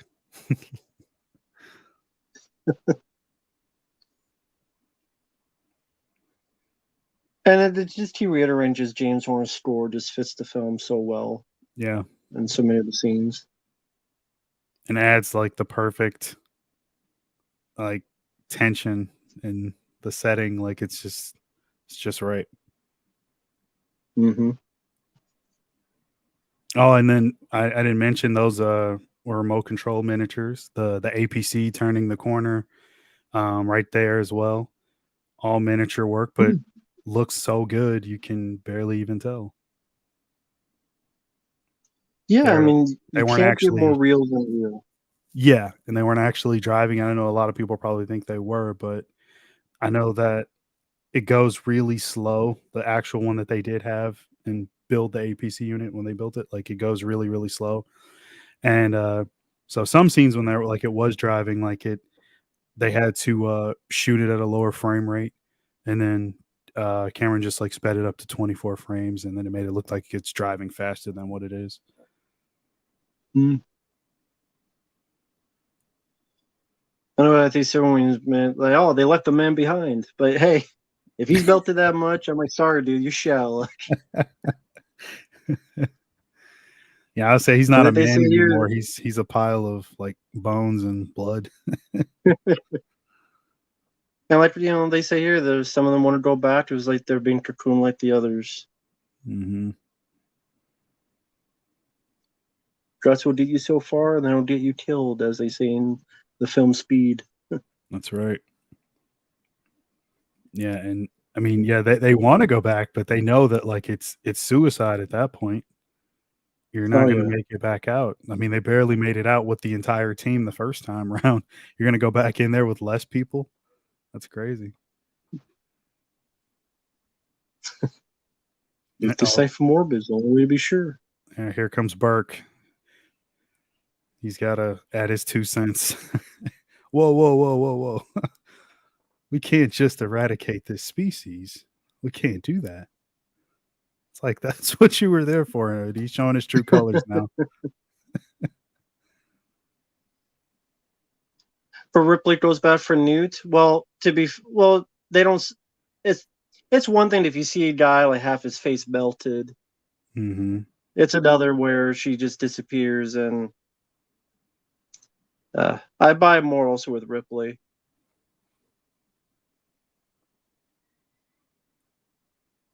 I think that becomes the big irony is that a lot of these soldiers, lo and behold, the non-soldier is the one that ends up on top because she's dealt with the species before. Mm-hmm. Hey, Mr. Heavy Metal Hero Dude. We're doing well, and we're at 1 hour, 22 minutes, and 56 seconds. Paul Reiser would be more of a dick here. Yeah. like the rest of the film. He's just a grunt. He's just a grunt. Yeah, he's just a grunt.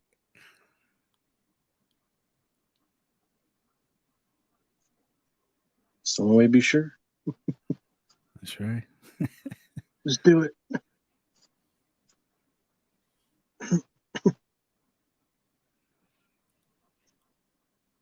Yeah, I mean, yeah, her going back for Newt,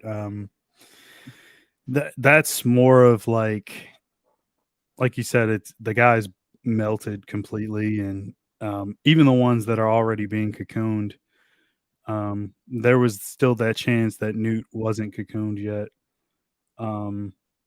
And she had already lost a daughter once before. By the end of the film, they'd grown so close together. I'm sure that I'm not losing her too. And and that's also what Cameron wanted with Mother versus Mother, the Queen versus Ripley, both trying to. Also, I think her mentality also at that point was like, I got nothing left to lose. That too, yeah. Either I get her, or you guys leave, and if I die, if she dies, she dies. If I die, I die. Imagine having a name like Spunkmeyer. God, that'd be so depressing. What's your name? Spunkmeyer. Well, the other guy's name was it Wierzbowski or something? Wierzbowski. Wierzbowski. And it hit the fan yet again. There you go. Yep. When it rains, it pours. Another fantastic effect. Yeah.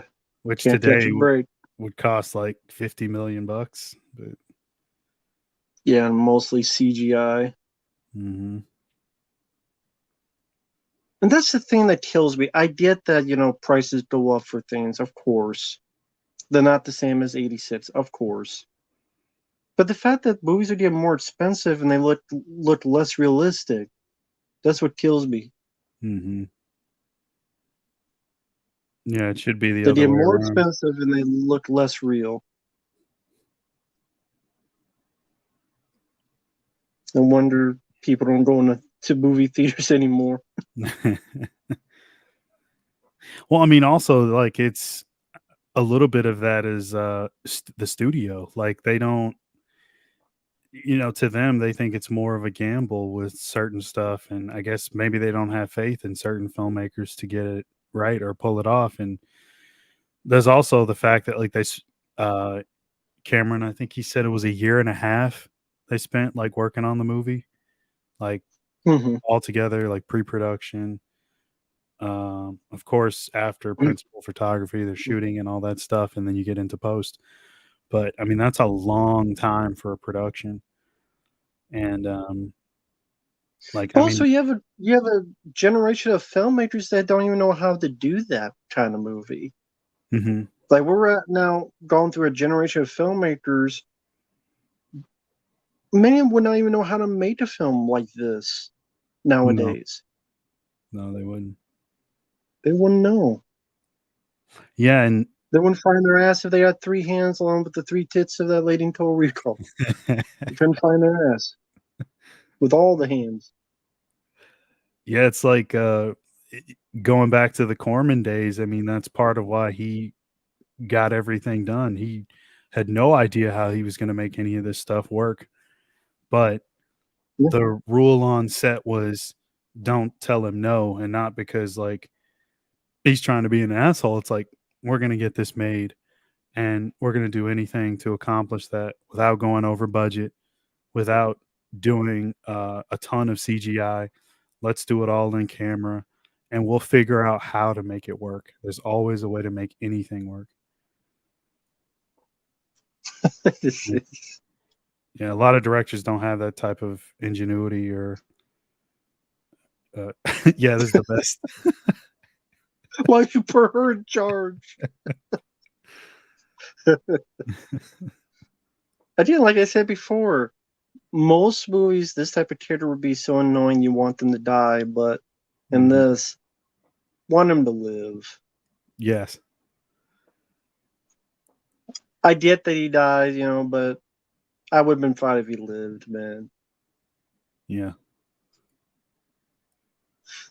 I mean, but just like in Predator 2, he goes out like a badass. I mean, he goes out shooting at the enemies. I mean, you can't be mad at that. But yeah, I mean, you mentioned Roger Corman. Yeah, he get his productions made, and just James Cameron. He worked on Galaxy of Terror on the effects, and I think he worked on some effects in Escape from New York as well. Yeah, I've heard that. Like I know specifically in Galaxy of Terror, you can see some of his effects work, like specifically in the ship, like the walls and stuff. He did a lot of that, and I mean, hell, you got to give the man credit. Like he was a visionary, amongst filmmakers back in his time. I mean, to go from, I think he was like a truck driver at first, like initially before he got in the film business, gets into the business, and then, starts to learn every aspect of it, and starting at one of the lowest levels of him doing consulting on small things, then like art direction, and then the art department, and then making models and even drawing. I mean, he drew the Queen alien. And then Stan Winston, him and his team put it all together. So yeah, that's the kind of thing you don't get from filmmakers now. Just that type of creativity. Again, that's when he was at his peak. Asking. Sorry, go ahead. No, I'm just saying that's when he was at his peak. I'm not going to vouch for the Cameron of today. That's not that's not the kind of stuff I'm into. But is what it is. Go ahead though. Sorry. No, I say Severin was asking, is there any reason they don't go outside and open to see the aliens coming from far away and snipe them? Well, the way I took it was, it wouldn't really matter because they have to figure out a way to get off this rock regardless, because the whole thing's going to blow up. And I guess you'd say maybe you get Bishop to do it and then leave. Maybe they could do that. But at the same time, I don't know how long the conditions are great out there. Obviously, they could survive out there for a bit. But then also, I don't know how clear it is since they're wide in the open. How many are there? Also, I mean, if there's like 100 of them or 70 of them, I don't know if sniping. And plus, with all the wind, and it doesn't seem like it's very clear weather to be able to see the distance. Exactly. Like, would you see them coming? Could they sneak up on you? I mean, they still don't exactly know what they're dealing with 100%. I mean, they know that they, like Paxton said, they got their ass kicked. They know that, but they still don't know. It doesn't look like they really have any sniping weapons anyway. They got the pulse. That's true. They have like a couple pulse rifles. little bit of flamethrower, a handgun. They don't really have anything to snipe anyway. They do list like they have a very limited amount of weapons left. And ammo. And I mean, fortification was the best option. Sealing everything off, setting up turret guns. Um, I mean, it all worked Just they until it didn't. miss some But important details, like the roof or the ceiling, I should say. that's right. Something they missed, which they come to the Yeah. recollection way too late. Something we missed. I don't know. We didn't miss anything. Yeah, you did.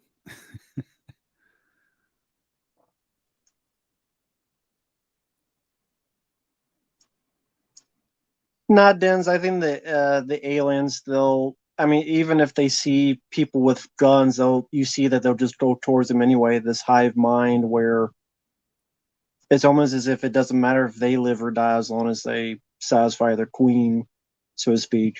Mm-hmm. Yeah, that's why they were, I think, given the name of warrior Xenos. Yeah. Now, Pred, I don't need a subtitle for this movie. I think Aliens works perfectly. It fits, and it's simple.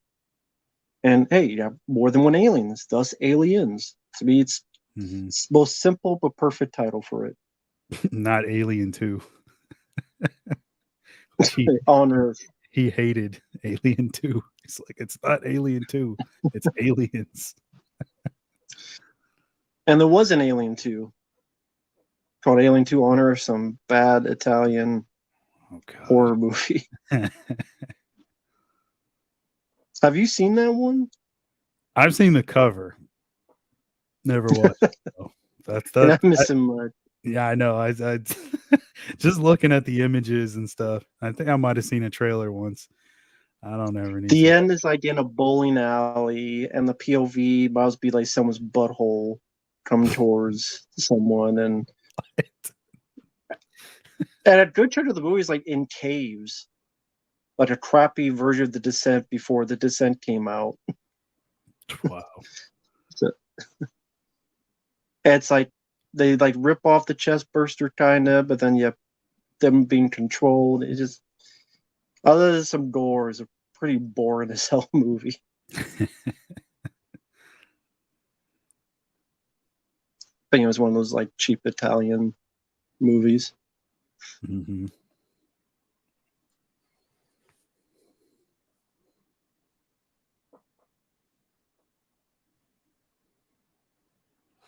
It makes me think, how the hell did Burke get those face huggers out of the canisters, drain the water? They didn't attack him. And like, he did all that without them waking up. I know she hadn't slept for a long time. And yeah, she could be in deep sleep and all that. But how the fuck did he pull that off? And nobody saw him do it. Nobody was wondering like where Burke was, or like, I don't know. Well, to be fair, they never asked where Burke is anyway. Like they never do. So he could have just wandered off because he does. It's like he's pretty worthless to them for the most part, it seems.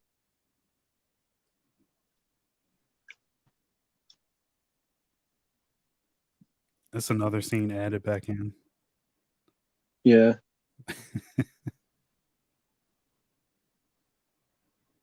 But are the face huggers like that liquid? Is it something that like, because they don't really move much at all unless you get very close? Does this like sedate them in a way or something, or make them slower until they finally like, wake up from it? Because you see, they don't move. They're not like wiggling around trying to escape or anything. I'm not sure. Like that would have been something that would have probably been explained if the movie already wasn't so long. But like, how did they get in there in the first place? Right? How could they have captured them? I don't know. It's a good question. And then I guess maybe it's part of like they only sense movement, because clearly like the face huggers don't have eyes, so they just sense movement, and they don't move unless something like, I guess, is organic or anything moves near them, then they sort of run toward it. And you know. Can you drug a face hugger, or can you zap like knock it out like a face hugger? Well, then wouldn't the needle like melt if you try to inject it with something? Like, wouldn't it? You know, because the acid for blood. True. Would it melt quick enough before liquid goes in? Probably whatever you injected would probably just be eradicated by the blood. I mean, like if it's like if it's a, I don't know. I don't know. I don't fucking know. No, I know we're nerding out here a little bit, Yeah. but I mean it's an interesting thought. Um, but I would just say offhand no, just because the blood is the perfect defense. Maybe It they does, fried it, knocked itself out. I don't know. oh Maybe yeah, electricity. I don't know. that yeah. I mean always you know they just use bullets and fire mostly, but yeah, zapping it to knock it out to you know not kill it but preserve it would have been the way to go. So maybe they did like zap it with something. Um, as you heard Burke said, like they're worth millions to the bioweapons division. So Hmm. now you see what this was mostly about. It was all about getting um, those species back.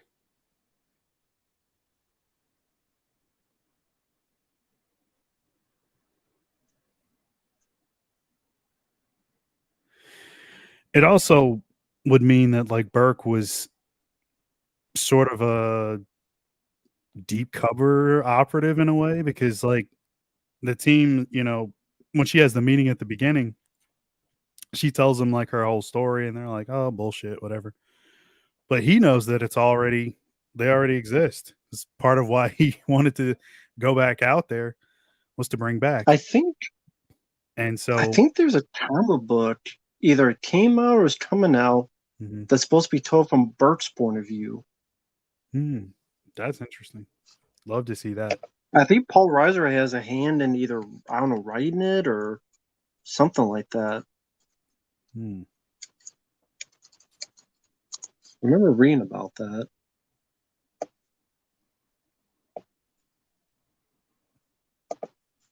Because like if they had already um the crew that was there had already captured some of the face huggers, then they would have obviously reported back, or maybe that's what they were there to do initially. Like they Oh, it's a went, go ahead. sorry, it's a what if. It's a comic book called What If, which is what was the title? What if Carter Burke had lived? Written by Paul Reiser along with his Hmm. son. So it's a comic book What If. Okay. Released by Marvel. So the Marvel What If, but since they own aliens, I was like, what if in the aliens universe? That's cool. Hmm. Hudson's just losing it again.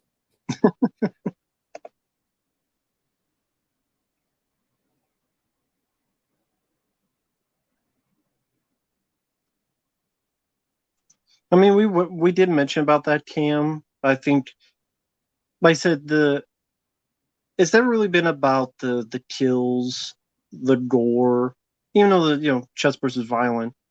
That's never really been the theme with the aliens. Is more about the environment, the characters, the hopeful suspense, all that other stuff. And in Hmm. this case, some of the action. It's always been more about that than them killing someone like a slasher film or something. Yeah. Hung 100 has an interesting theory. He says he thinks that Bishop was working with Burke and he helped him release the face huggers. You think that's possible?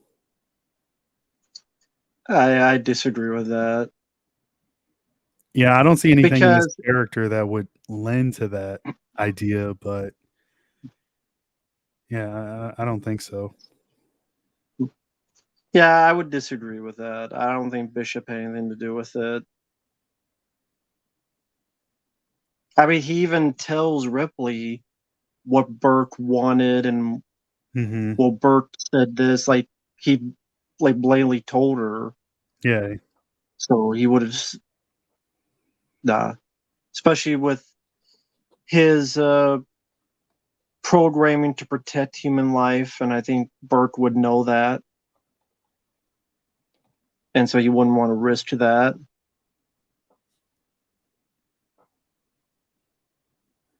And now the bishop's gone here. I mean, you think it'd be between here and then as the when Bert did all this, because you see he's not in the room. I don't think he is. I think it was probably easy to manipulate Bishop, at least when it comes to the analysis stuff, because he says like, "Oh, Burke was very specific about it." So he probably just told him like, "Hey, study these things, help us figure out maybe like how we can defeat them, like or something like that." He could have just told him something like that, and it went in that direction to where like Bishop thought he was doing the right thing. But I don't think that he would have helped him release the face huggers, though, because like he said a minute ago, he's synthetic, but he's not stupid. He knows that that's only going to create more xenomorphs and more problems. Yeah, the seals, you just have like your peanut butter, just loosen it up, then just run off, and then they'll just release it, and really all you hear is the water splution, and I doubt you'd hear that in the other room. The water, like you put it like on the side, you have it loosened, maybe even like tap it or something, get the hell out of there, close the door. Yeah. Stay frosty. But stay frosty.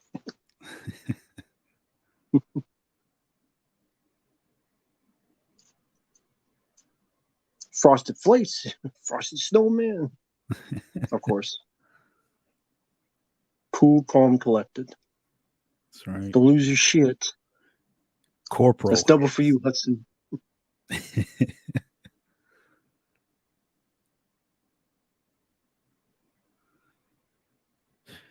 Yeah, so like that much I could believe is that like she would have been knocked out. She hadn't had sleep in at least 24 hours. Yeah. And because like he would have had to have come in to remove the gun. And the doors are not quiet when they open, so I could see like him getting away with that. Well, yeah, he took the gun first, put it there, locked the door, put him on the side, loosen it, do like 1 or 2 taps, get the hell out, close the door, whatever, and be the chicken shit that he is. This would be like so claustrophobic. I don't know if I could ever do that type of thing. Yeah. That Bishop does. That's so claustrophobic. I wish I could have one of these pulse rifles. I know like you can technically get, but they're made out of I don't know, like no, just plastic, of course. I mean like a metal, like everything metal.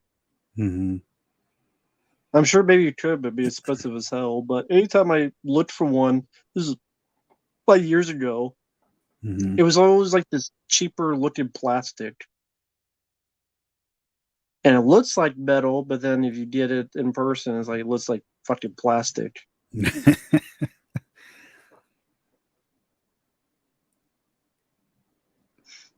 Gorman's he's awake.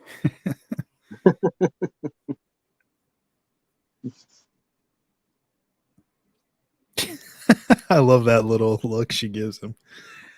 Like, you useless prick. Like, you got Drake killed, motherfucker, and you're sleeping.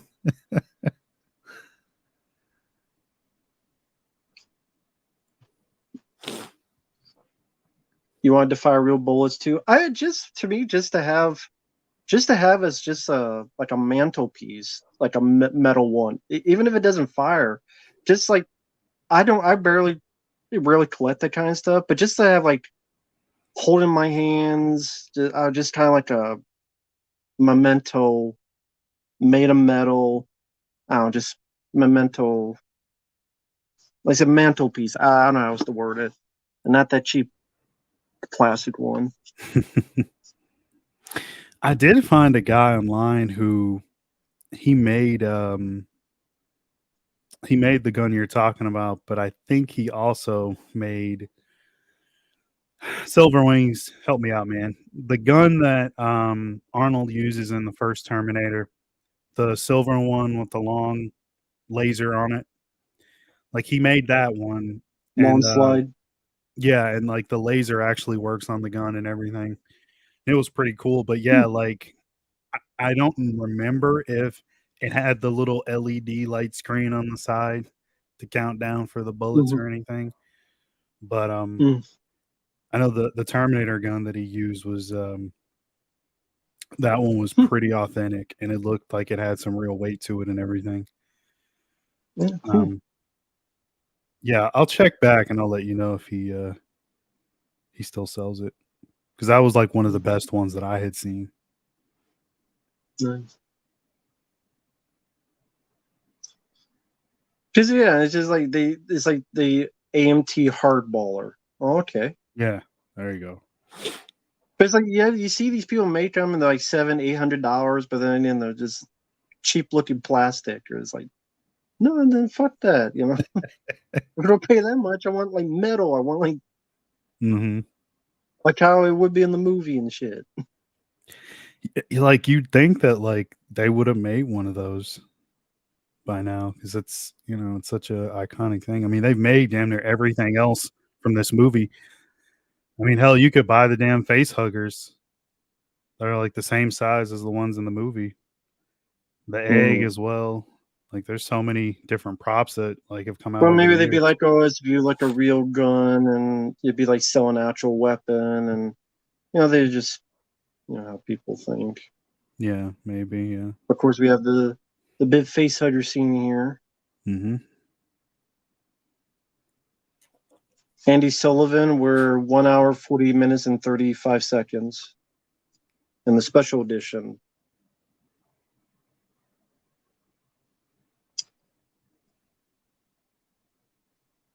Fucking Burke. He's like, I'll just turn this monitor off real quick. He's sweating bullets in the corner.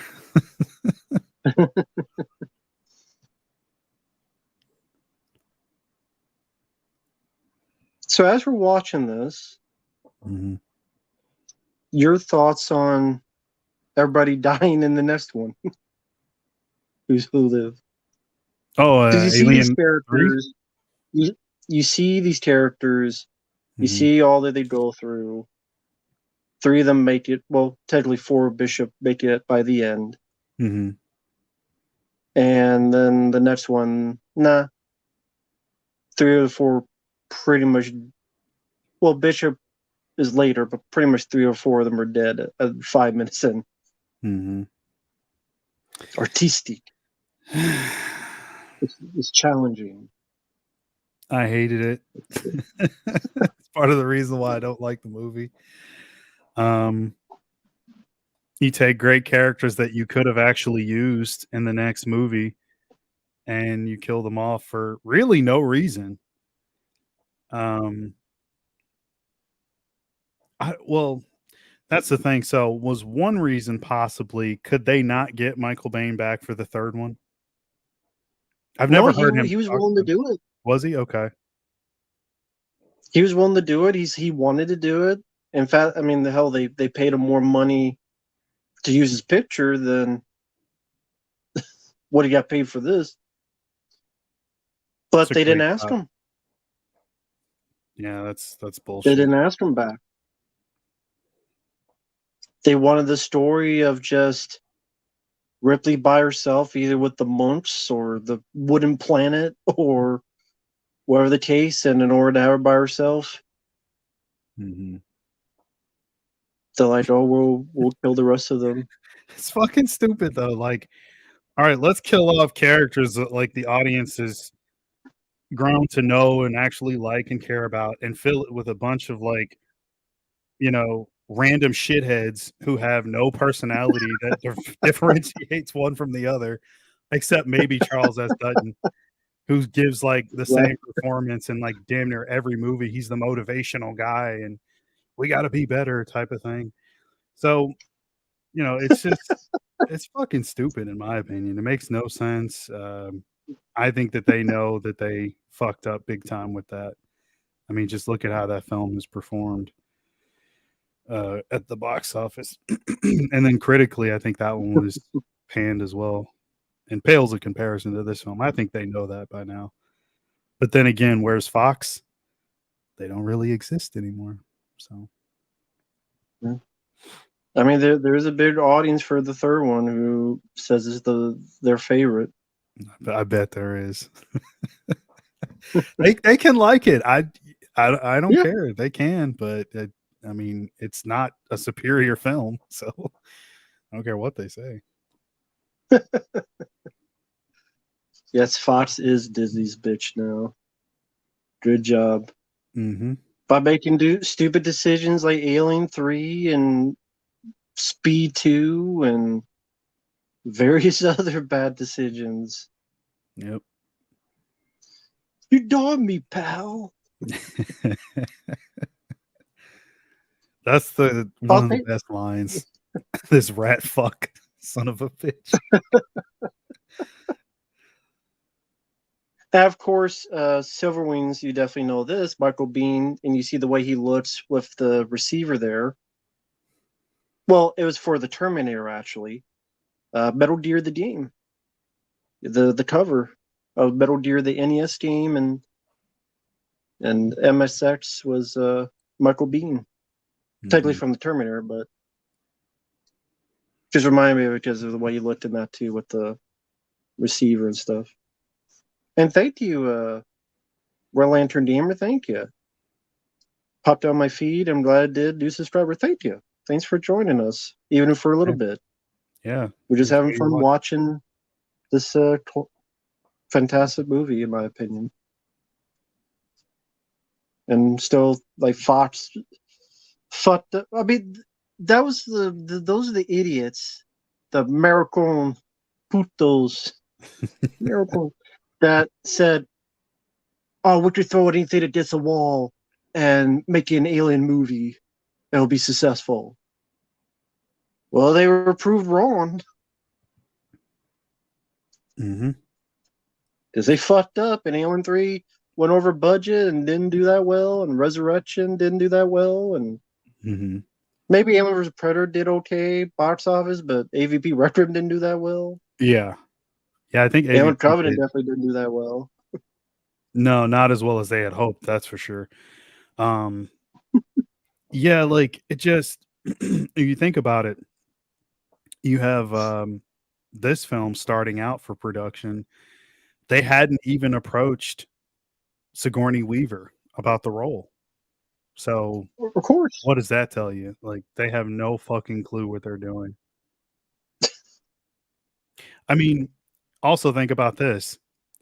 They didn't even realize that a lot of the effects stuff that they were looking at was miniatures and stuff. They had showed a bunch of early footage to the executives, and they were like, "Well, where's all the money going? Like, you're doing all the sets and stuff, and like you're spending all your money here." They're like, "These are miniatures. Like, like we're not spending that much money on this stuff. Like, we got plenty of visual effects coming. Like, it's the practical stuff's there too. Like, we just haven't shown it to you." They thought that they were wasting the money. It's like, that just shows you how little executives know about filmmaking. They don't know a goddamn thing.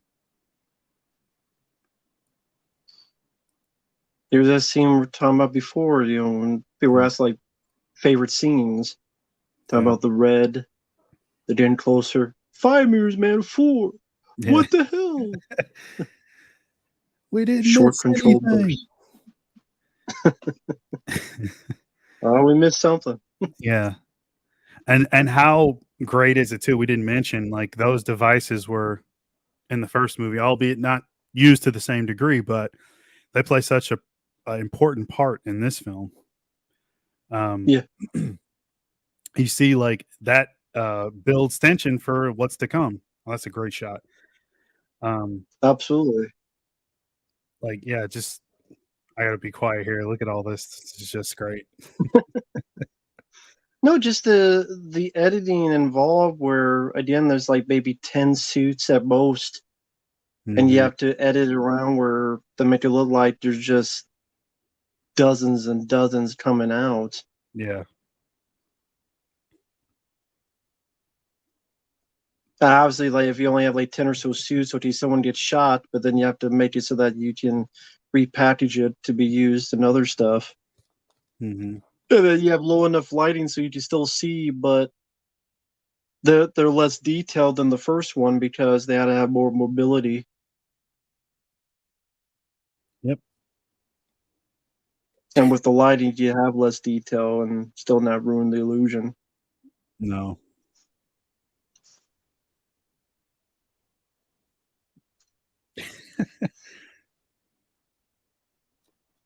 Oh, you want some?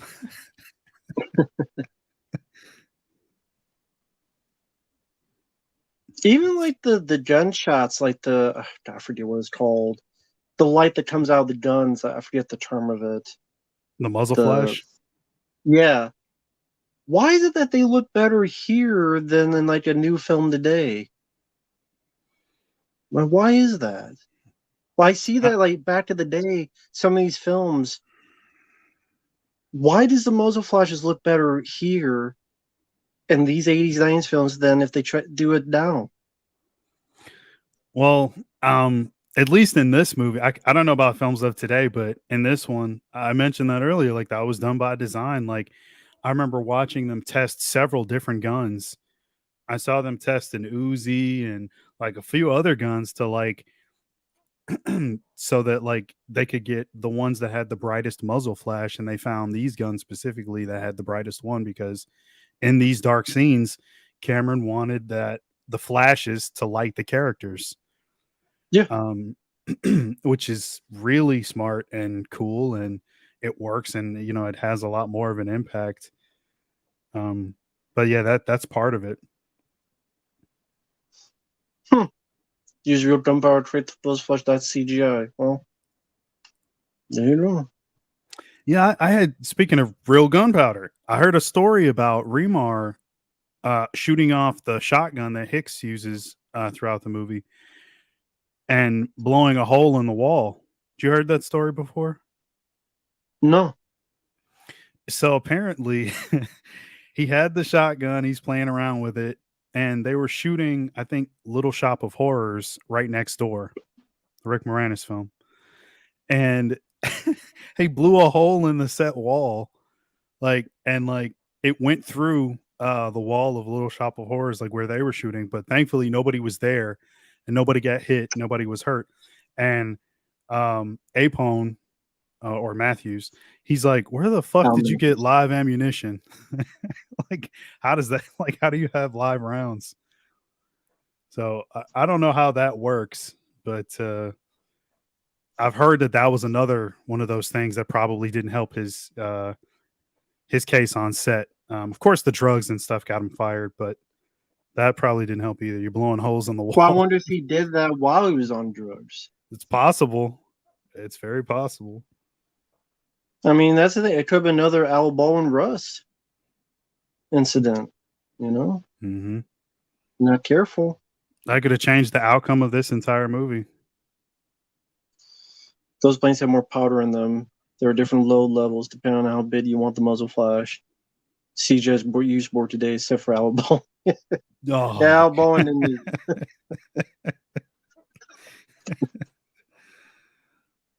here's Vasquez's last stand.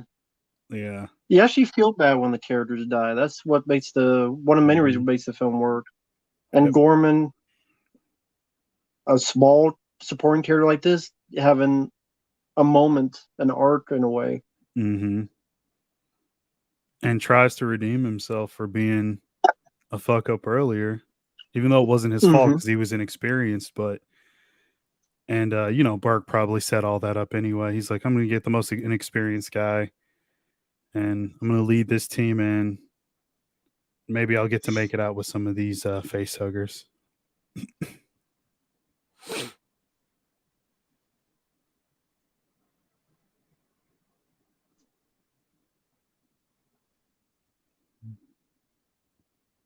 Denza, I'm not sure what you mean. If you're talking about the story, no, this is about like James Remar, who was going to play Hicks. This was like a completely different incident that's not on film. This is like Mhm. before he got fired and replaced with Michael Biehn.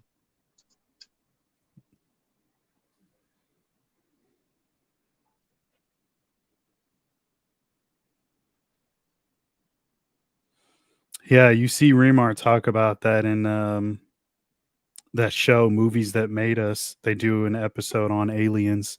I don't know if you watch that show, but Where is uh, that show at? Is that YouTube or is that an actual channel? it's made by Netflix, and I know it's on there for sure. But you might be able to find Hmm. it on online somewhere. But yeah, he you could tell like he was really sad about it. Like he knows he fucked up, and he really regrets all the decisions of like Huh. getting into drugs at that time. How long is that episode? Maybe about 50 minutes or so. They're all like about No, 50 minutes. I'm just surprised they got James Remar to talk about it. That's interesting. Yeah. They got most of the cast. They had Sigourney, Jeanette Goldstein. Unfortunately, no Paxton. This was after he passed away. Um, yeah, they got pretty much Michael Biehn? everybody. Um, I can't remember if he was in it. I know they got Gail Ann Hurd was in there. He might be. I cannot remember. This was a while ago when I saw it. Hmm. That was like 2021, I think. I think that's season Hmm. 3 of the Movies That Made Us. Okay. No, I never heard that. Movies That Made Us. Okay. Yeah, definitely check it out. It's a really good watch. I remember Okay. watching the episode on Home Alone. It's another one Fox almost fucked up, but then they ended up getting a mega hit. It makes you really think about like how shitty Fox was. They What do you mean almost never fuck? Well, okay, that's a great shot, first off. Seymour yes. coming out. Yeah. Yeah. How'd they almost fuck up Home Alone, though?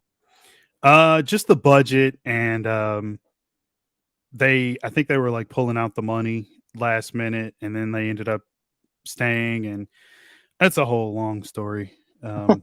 But yeah, check out that show when you get some time. There's I mean Okay. they do an episode on Halloween. Like I said, aliens. They might do one on Alien as well. Hmm. Um Friday 13th. Yeah, I mean just Ghostbusters, Home Alone, all the, good stuff.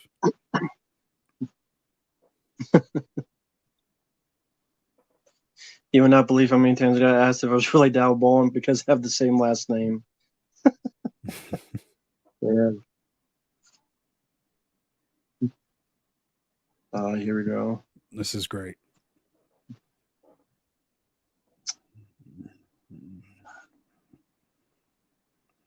Right on the heart. Yeah. Told you it's an easy target. Yeah. Alan probably saw it a mile away. It's that bright heart. And just like Terminator, you got a lady helping a limping Michael Biehn. Yeah. Wondering Michael Bihn's like, God damn it again! Like I'm hurt again, and I got a lady carrying me. Yeah. On your feet, soldier. On got your feet. got bit again. And another movie with like, and actually all Cameron's movies are TNA. He likes his TNA. True Lies, Terminator, Abyss, Aliens, Avatar. Like he likes his TNA.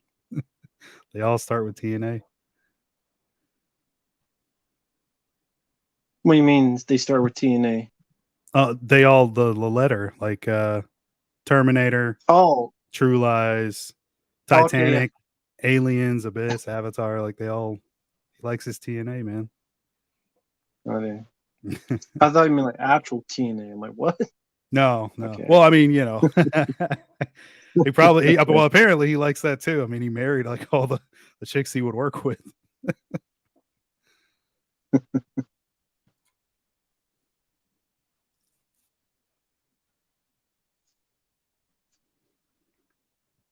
She's getting all the gear ready, Yep.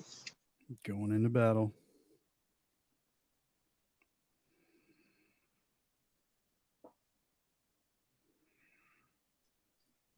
Even the way like they did like electricity back in the day, I don't know if that's like animation compared to nowadays CG.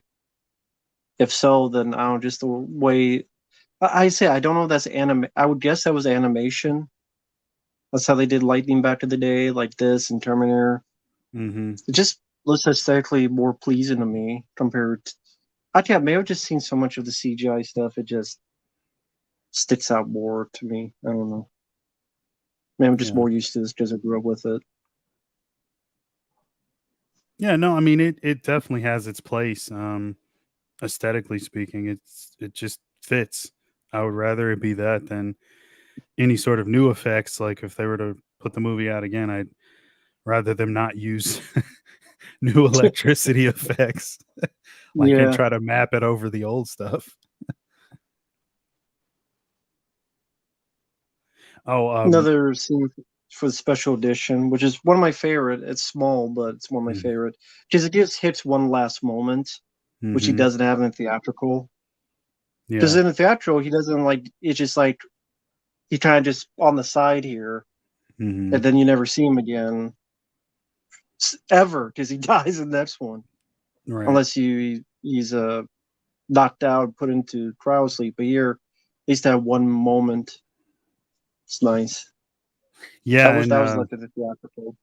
yeah, I mean, and he obviously cares about her to a certain degree. And you know Yeah, that he would go down there with her if he could, but he's all fucked up by the xenomorph acid, so he's only got one eye.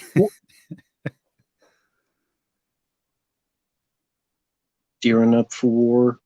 And like I see the one of my favorite shots is when the elevator opens and she just slides out, and I'm just the angle they used as she's carrying that thing as she exits the elevator just always stuck out to me. Mm-hmm. What do you think of the idea Neil Blomkamp had of doing the alternate Alien 3 and you saw like the artwork of an older Hicks I face loved it. kind of burned? I would have rather we got that than them going into Prometheus, Covenant, and well, the new one's questionable. I won't completely shit on it. I haven't seen enough to make me say that like I hate it or anything yet. Right. But yeah, I just think that would have been the better way to go. It would have been fun, I think. And he seemed to have a very clear set idea of what he wanted to do. All the artwork and all the stuff that we saw that he released looked great. It looked like something I'd like. Um, I haven't had anything like that since, so He I wish definitely we seemed like could he have had a got it. vision. Hmm. He definitely seemed like he had a vision or passion for it. And Yeah. even me, who's against a lot of sequels, I would have been enticed to see the guy who did District 9 do an Hmm. alternate Alien 3 with Hicks and Ripley. And the Yeah. I director's that mean, perfect. I wasn't big on Elysium. I wasn't mm, big on Chappie. same. But this seemed, I don't know, with the what you worked with, the world you worked with, maybe it would have been like more of his Mhm. comfort zone. I don't know.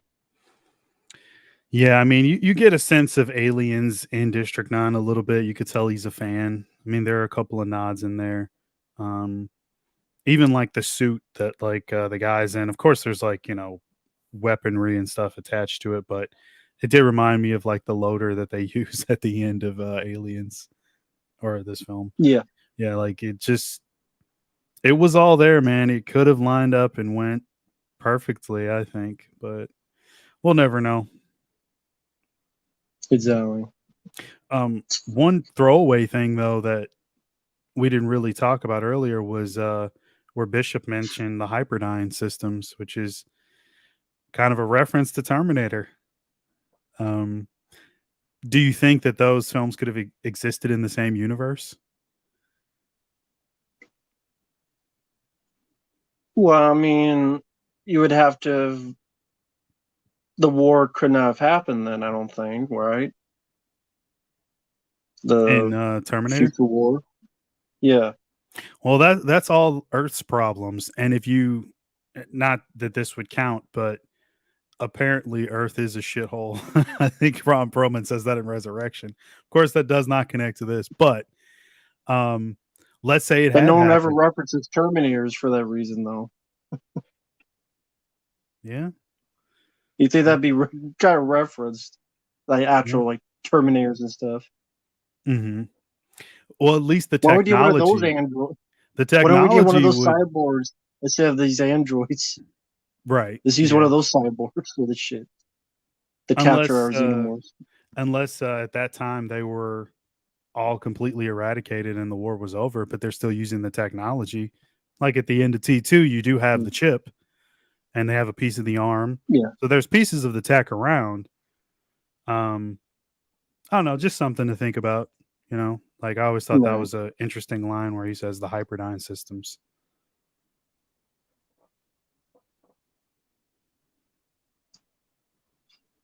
Is that a reference? I thought it was like in Terminator was Cyberdyne, not Hyperdyne. Was it Cyberdyne in Terminator? Not Hyperdyne? Isn't that I thought it was referenced in? Cyberdyne. I thought it was both. I know Cyberdyne's in there, but I just don't remember Hyperdyne in Terminator. Now that I think about it, I don't remember Hyperdyne. Predminator, you're the Terminator guy. Let us know. I don't remember I don't remember Hyperdyne because I'm like, where was that reference? I don't remember Hyperdyne. Hmm. No, Scratch Burno. Sorry, I saw your comments. Like Alien 2 on Earth commentary. Not anytime soon. Fuck that. Great oh shit moment right here in the nest. Yeah, it's good stuff. Like, oh shit. Silverwing says it's a play on words. Predminator says Cyberdyne. Yeah, could be a play on words. Could be, yeah. Okay, well, like Bart says, you brought this up. Hmm. Where in Terminator did they mention Hyperdyne that you remember? I don't know if they actually did say that. That's what I remembered. I thought that that's what they said. But yeah, I do remember Cyberdyne, but I thought that they had mentioned Hyperdyne as well. Um, yeah. Or hey, maybe it's the next Dime a dozen. evolution of the technology. It's a dime a Because dozen. this would be later on. I mean, this is what 2257 or something in the future. So maybe it's the evolved version of the technology. Who knows? It's the We'll never Tranodyne, know. the tranny version. Oh God, dude, Tranodyne. no, don't. You're gonna get canceled. The Tranodyne. What great effects? I mean, Stan. We didn't mention Stan Winston, of course. May he rest in peace. Yeah, definitely. Yeah, he's. Him and his team worked on this Queen alien, and just Mhm. one of the best creations and practical effects. I mean, it's sad, I mean, that's just how it is with the more time goes by with films. Bill Paxton, Stan Winston, James Horner, people Mhm. have passed away since, Yeah. and just a Yeah. great design. The Mhm. teeth, how at times almost look like glass, and I mean that in a good way. Just gives a more of a Yeah. creepy vibe to it. Which I believe was in the original script as well. They did talk about like how that that was supposed to be a distinction so that, the queen is slightly different in certain aspects, one of them being the teeth. Hmm. Oh man, this is so good. Just the head tilt. Like, I'm not gonna walk out of here without that. Like going up in flames. There's no way. But yeah, two guys in a suit again, uh, for the motion of the queen, all based off of a drawing from Cameron, and Stan Winston put it all together with his team, and yeah, all those guys are great. Tom Woodruff Jr. and I mean, they just nailed it. This still holds up and looks fantastic. And I love this scene. This is like her Rambo moments. Mm-hmm. Just her just getting all that PTSD out. Just that's a good way to get out. Just blow the shit out of them. It worked. If it works, it worked. Blow the shit out of him and blow this guy away. And I know Sigourney Weaver's like, I don't like guns. But you know what? Fuck it. The guns work. Yeah, she had a hard time admitting it, like to herself, that she's like, I It don't was like fun to that do. feeling of guns. Like after you shoot them, she's like, you kind of get into it, but she's like, that Which feeling that is, I'm so macho after I shoot it is bullshit. But I'm like, you like it though, like you like guns. It's okay. You don't like gun and that's one of the reasons. violence, but guns are fine in the right hands. Like, I mean, come on. But like that's one of the reasons there's no guns in Alien 3. Was the most hypocritical bullshit because so many films afterward was like Cabin in the Woods. She has a gun at the end. Paul, she had a gun at the end. Does Bruce Willis from Cold Light of Day? She has a gun. I think she Mm-hmm. even shoots Bruce Willis or someone. Like all these other fucking films later, you had guns and you're shooting or killing people or shooting people. I guess she just don't like shooting aliens. I don't know. She wanted to fuck one. Isn't that what Oh, James Cameron said? Like the before doing this film, like she had demands like, I don't want to use guns, or I need to die, or sex with the alien, or something like that. no, she, And from what I and that remember, happened throughout the rest of it. Pretty much sex with the fourth one, died in the third one, no guns in the third that one. was that director. That guy was nuts. Like, wanted a dick on the alien or whatever. No, but what she said to Cameron was like her demands were like for the character of Ripley itself, like that. Um, she do things a certain way, and from what I remember, he was totally okay with accommodating all the stuff, like some of the decisions that she would go on to make. Um, and they came to a common middle ground on a lot of it. I mean, But I you mean, see James how Cameron literally well it said turned in out. a commentary that that's what she wanted. Her to Like a commentary for Aliens, it was, Sigourney, like she wanted to have sex with the alien, die, and not use guns. And then she did that in the next two films. James Cameron said that himself. I'm not making it up. I Yeah, I think it was a commentary for I this believe you if film. he did say it. I'll have to He listen did to it say it. again. I don't remember. From what I remember him saying was just demands on the Ripley character, but there was Right. I don't remember him saying that, but maybe I don't. I mean, I it's I possible. swear to God, I swear to God, I know he said it because I remember that distinctly. Because it's the same commentary that at the end he's like happy, and there's like then the next one they kill everybody. Like I threw Mhm. that out there like at the end of the comment. So like I do remember that part. So Hunk 100 said that it was in the original script. Cyberdyne was mentioned, and the company that made the synthetics, but then it was changed to Hyperdyne. So maybe that's what I'm remembering. mm, Because I do have the original script for this. This is okay. all cool stuff right here. Mm. It's like there's no hope. It's all in peril. How's she gonna get out? And at the time, it probably did trick the audience because they're used to the drone like turning at some point. And then he ups the scene again by having the queen come out of the elevator. Yeah. Show up.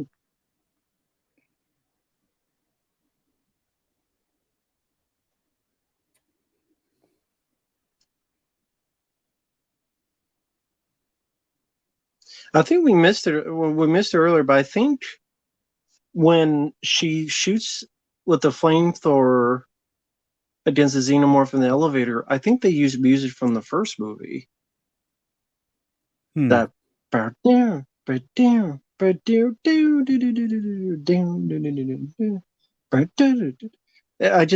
think that was, for some reason, remember that from the first movie. It's like the only music I don't remember being like James Horner type. But yeah, it's in when she was in the elevator shooting with a flamethrower and it's like going out and she's trying to still shoot it. Of course, this is the score Bishop's Countdown. Yep. Which again was used in so many movie trailers throughout.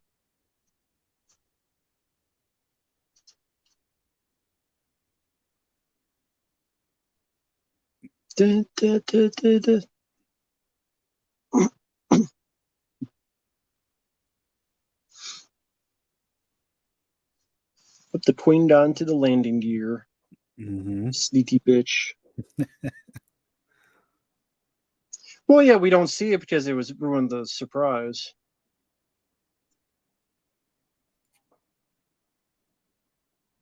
Yeah, you think it's over. Like a cockroach. It's like a cockroach. They fit in everywhere. You just barricade yourself like Fort Knox, and they'll find a way to burrow and sneak in. Yeah, and that moment got a big reaction too. Like nobody expected that to happen for the tail to come through Bishop, let alone rip him in half, which is a great effect.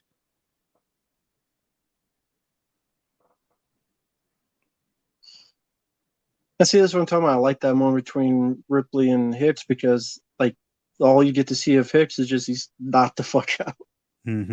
So that's why I like that moment in the special edition. Yeah. And I mean, shit, he hasn't slept in even longer amount of time. He's been awake for like days.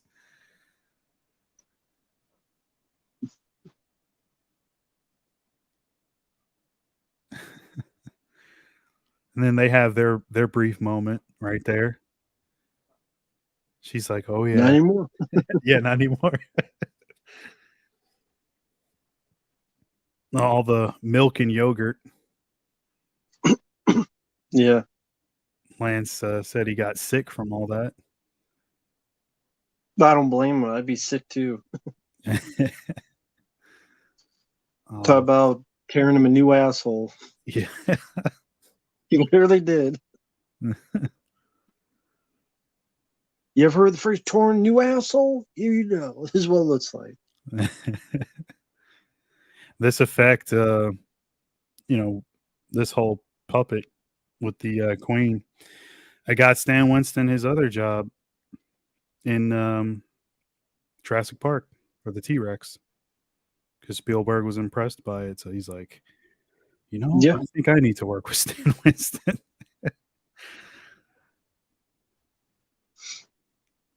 It's weird when you think about it, is that, if let's say it did end like you thought it was going to end, they blow it up, they sleep, the end. Still been a really good movie. I would say this finale is what makes it a classic because, like we mentioned before, when I asked, it's a slow build, how's it that, we're not bored with this? There's a variety of reasons. But then, I'll speak for myself. There may be a film nowadays is 2.5, 3 hours and get fairly boring. You mentioned payoff. And this is like, if the audience is waiting, they've got a lot of good little payoffs here and there. Now you have this massive fight and battle. This is like the ultimate payoff for an audience. Like, you think it can't be any better. And then you have this whole thing with this creature and the power loader and the reveal of that. And it's just, which was, it's like main event of a boxing. Yeah. And it was set up earlier in the film. So the audience is familiar and they know what it can do. So they're like, okay, here we go. Payoff. Yeah. Let's even it out a little bit. Now here's the final fight. Mother versus mother. A mother versus a motherfucker.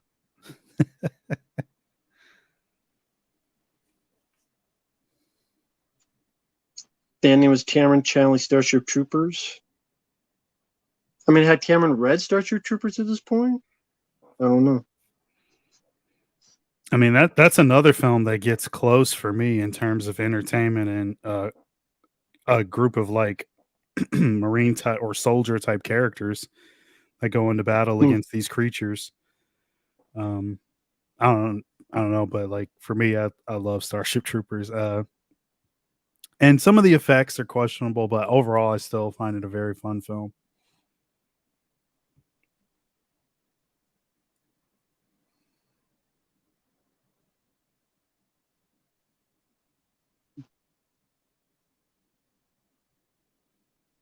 Yeah, it's still amazing what they were able to accomplish back then with Hmm. this dance of puppeteers having to move this back and forth. And Yeah.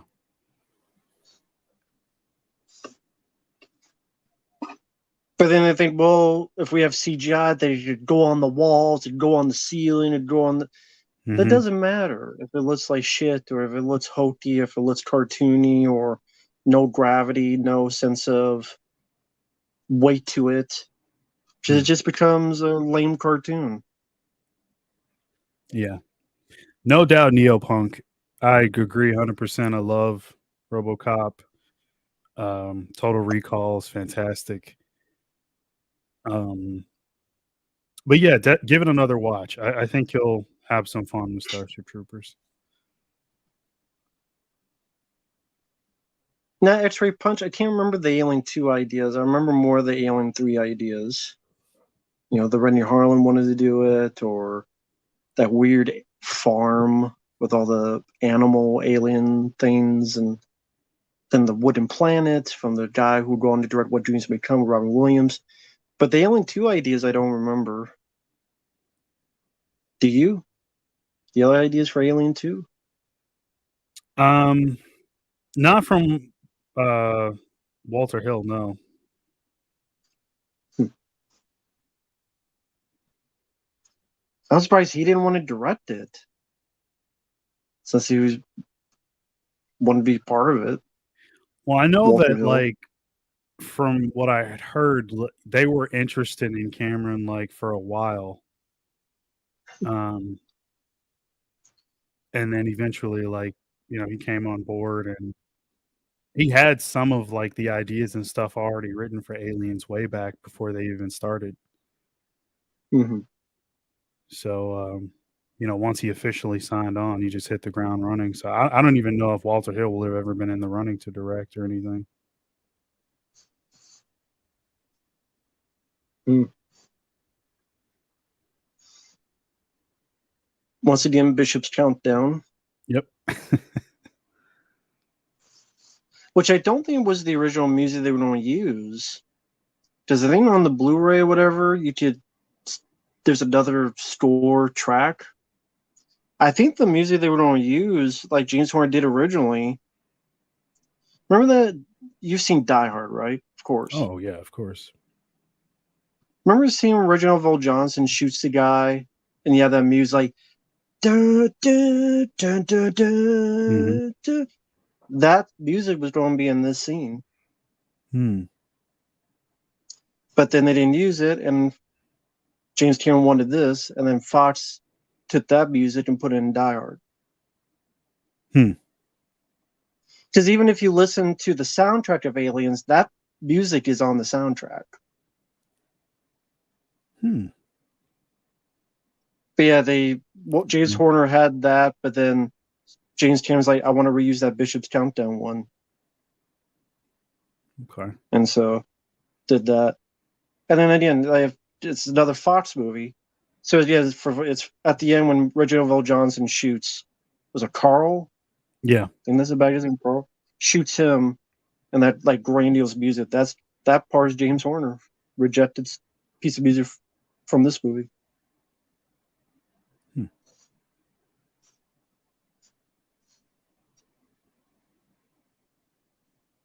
Oh yeah. Well, we didn't mention Bishop, his little heroic feat right there with Newt, and Mm-hmm. even the Queen going out of the airlock right there.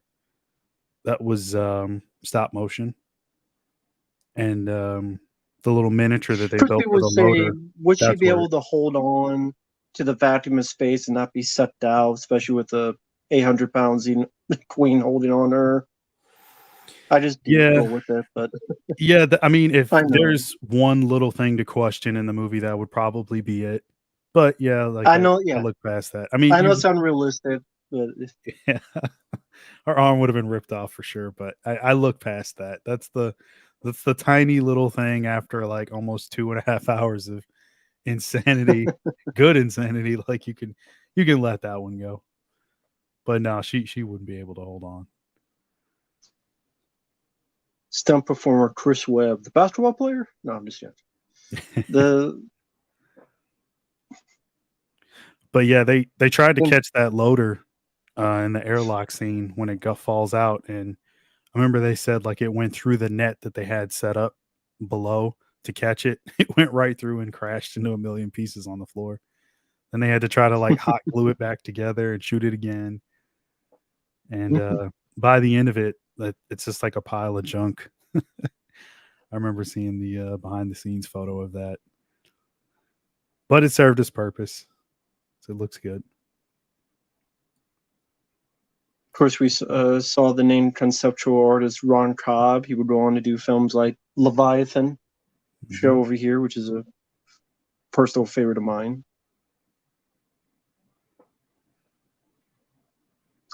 Yeah, Predminator, still a great film. Yeah, and I mean, we just been talking like nonstop for like 2.5 hours about the movie. I mean, there's still so much to discuss. Yeah, you could watch it again and still find new things to talk about. Yeah. There's so much in there. But yeah, it's a fantastic movie. Never gets old. Um, makes you appreciate filmmaking. It's definitely like a type of movie where you could sit like a class down and say, "Hey, look at these sequences and look at the way that's lit, that shot, the lenses that they used for the close-ups or any of the animatronics or anything about it, even performances, the rising action, the climax scenes, how you write the ending, all of it. You could write a class, have a class, like do a whole like paper on it and learn from it. And I think they did that for the first Terminator as well. Like there's like a class on like the first movie. They learn about just making of a film and what he everything that he did right in that one.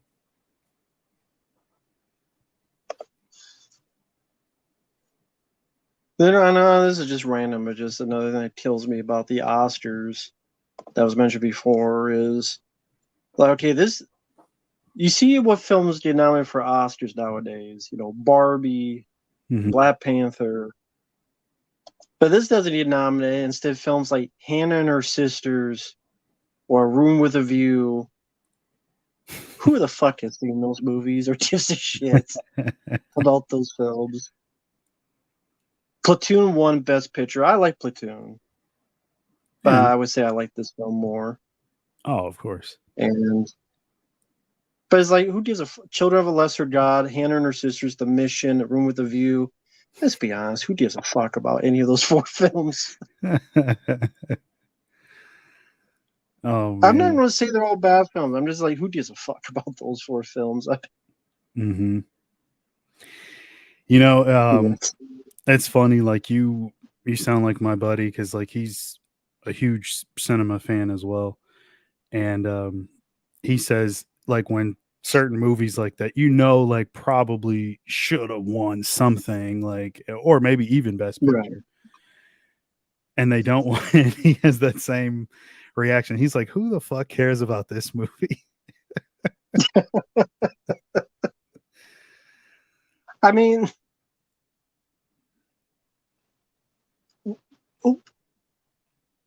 Platoon has, but I mean, of those other films I mentioned, which stood Mm-hmm. more the test of time? Any of those films are Aliens? Oh, of course, Aliens. That's a no brainer. Exactly. So I was like, come on now. I'm not just saying this just to be arbitrary or just to be different is just like come on now. It's like back then it's like, well, if it's popular then it can't be nominated. Well, that's not true. I think Star Wars was nominated and Jaws was nominated. Well, I'm not sure Jaws. Maybe it was. I think Mm-hmm. Jaws was. So I don't know. I don't know why. Well, okay, it's nominated for Best Actress and nominated for this, that, but not Best Picture. Okay. Yeah. No, I understand. Like, that's like, because he always talks about, like he's a big Apocalypse Now fan, and he always shits on Kramer versus Kramer winning all that stuff that year. He's like, who the fuck cares about Kramer versus Kramer? He's like, nobody talks about that movie. Nobody cares. But I'm like, dude, like Francis got his his nomination, like let's be happy with that. Yeah, it's a bunch of fucking people how would jerk each other off. I guess. So I guess the commentary is done. Mhm. We could be on for like 10 more minutes for people who want to just ask questions or anything, if that's okay with you. Yeah, I'm cool. Just give sort of a thank you to people for watching. Thanks to Mhm. Predminator for requesting. Yep. Very nice of you. From what I understand, we actually will have another commentary next week, thanks to Predminator, the theatrical cut of Terminator 2, That's gonna be a which he great one. mentioned. Can't wait. Can't wait. Pretty much that's Thursday, same time, 9 p.m. Central. And then I have another live stream, which was another request tomorrow with my friend Fabio, Sally on Rebel Moon Part 2, because the guy knew we hated the first one. So he requested for us to do a first time watch of the second one. So that'll be interesting for a different Yeah. fucking thing. Gonna hate watch it. Uh, do I prefer the theatrical or special of T2? Ooh, I'll go with theatrical. yeah, I love T2 so much. I mean when I do watch it, I watch the special edition.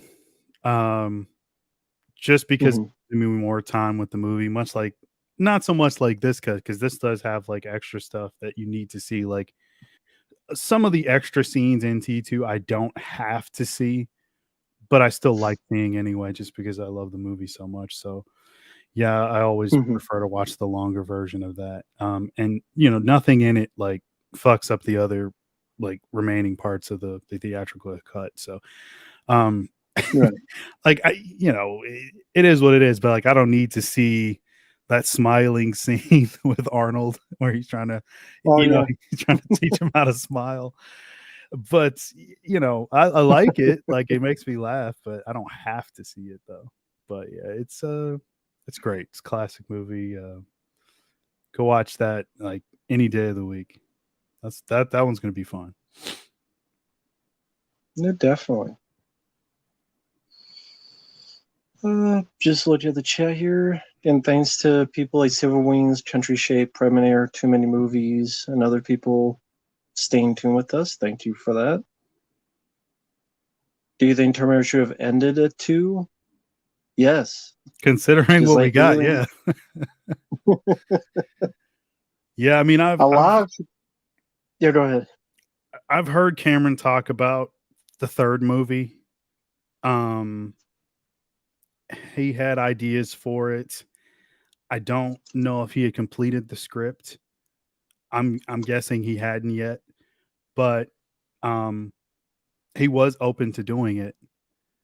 Um much more so than he was to doing an Alien 3. I remember him talking about like he didn't want to do another Alien movie because he thought, well, with at least with this story, like he had taken it as far as he could go. There was somewhat of a family created in a sense with Ripley. There's Newt. There's Hicks. Obviously, there's a connection between all three of them having shared this crazy experience. And for the most part, the aliens could have, or the Xenos could have been eradicated in that ending. And he said if Mhm. they had wanted to do other stuff and expand the universe, that was fine, but he wasn't going to be a part of it because he had told his story and he was done. And Mhm. he spent so much time making the movie that there wasn't an opportunity for him to do it again because he only had so much time to do movies because that film took so much time to make. The interviewer said, well, if the money is right, and this was back in 86 when it came out, when she said that.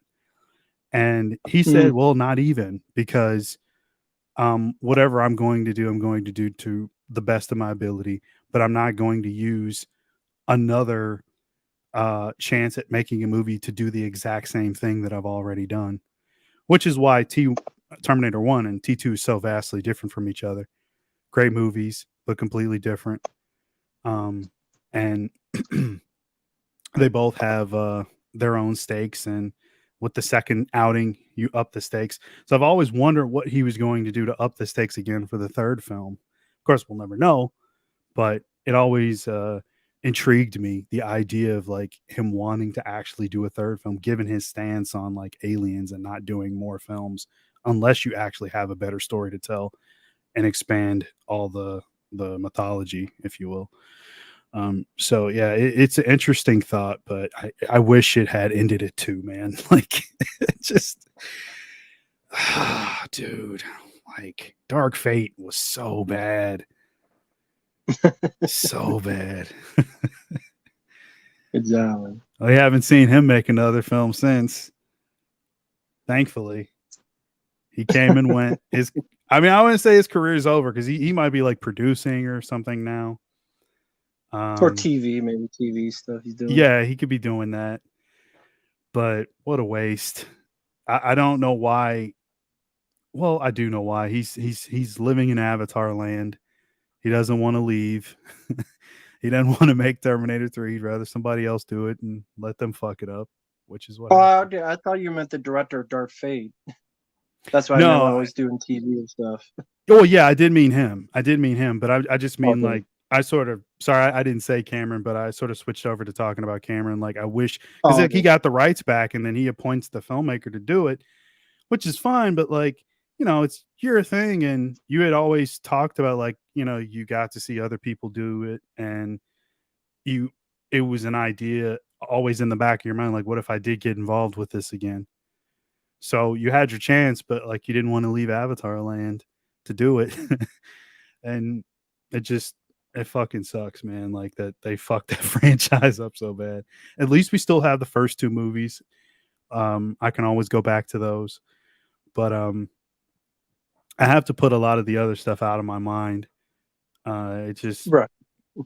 I can't watch Dark Fate, man. Like and to even like give us that tease where like they have the young Arnold, the young Furlong at the beginning, and even Linda Hamilton there. You got all the players there, and then you pull the rug out from under the audience and say, "You're not getting that. You want that, but you're not going to get it. Fuck you." And yeah, it just went downhill from there. I mean, that whole movie fell apart really, really fast. That's on my own take on it. I'm pretty sure you feel the same way. Yeah, ditto. And I mean, what do you think of Terminator 2 3D Battle Across Time, the ride? I never got to experience it. I know of it. I know Arnold came back, Edward Furlong came back, Robert Patrick. Mm-hmm. Yeah, a Uh, lot of the I'm footage just, is on YouTube. I've seen that. yeah, Um, that was Universal Studios, was it? I think so. Cool idea. Um, it looked cool. That's probably the most you're going to get for a continuation. But I don't know how long that ride lasted. Trying to remember how long that ride would have lasted. I know it was a success because I remember Arnold talking about it. I'm not sure how Right. long though, but it did do well. I guess by the time, like, the only time I went to Universal Studios there, that one was when I was very, very young as a kid. Mm-hmm. So it might not even been around at that point. It might have been before, because it might have been like 90 or so I went. And that was when it was like E.T. the ride, but it was like, what was it? E.T. the ride and I remember that one. uh, I'm trying to remember Back to the Future the ride. I was going to bring that one up. Did they still have Back to the Future at that point? Yeah, definitely. Okay. I rode that. That was fun. Nice. I think there was one that was like Scooby Doo.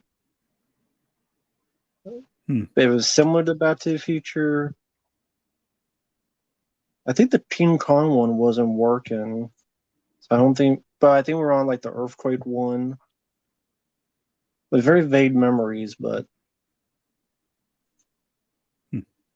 yeah, I got to vague do memories. a few. This was like a year or two ago. Like the VR of Back to the Future, the ride. Of course, not quite the same thing, but it was still fun to Right. experience in virtual reality. That was kind of cool. Hmm. Um, but yeah, I didn't. I would have been way too young at that point. I would have been like, Have you have you ever gone Universal Studios, the theme park? never, no, never. Mm. I regret it. I wish I could have, but no. You'd go there now and ride, I don't know, Harry Potter, whatever the hell they have there now. Fucking Harry Potter. I don't even know what they have now. That'd be interesting to look what they have now compared to Mm-hmm. back then. Yeah, that'd be something like for fun for vacation if they actually had something that like I would like, but I don't know.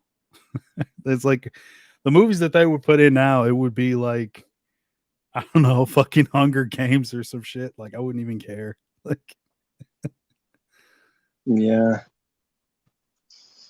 What was more of a fuck up, Terminator 3 or Alien 3? Alien 3 was more of a fuck up.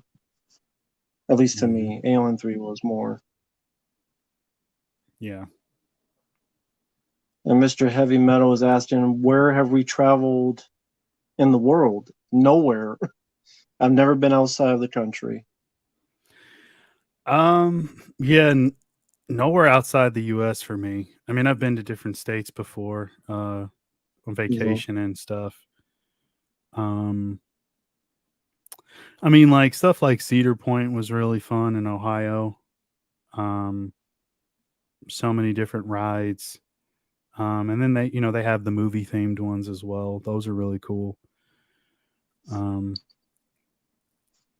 yeah, Vegas is always cool. That's a really fun tourist destination. There's a lot to do in Vegas. And then I'm not talking about the prostitutes, which are in full force on the strip, nonstop. Like it's crazy. you can't you can't walk down one street on the strip in Vegas without like getting handed a flyer for some escort service or some shit. It's everywhere.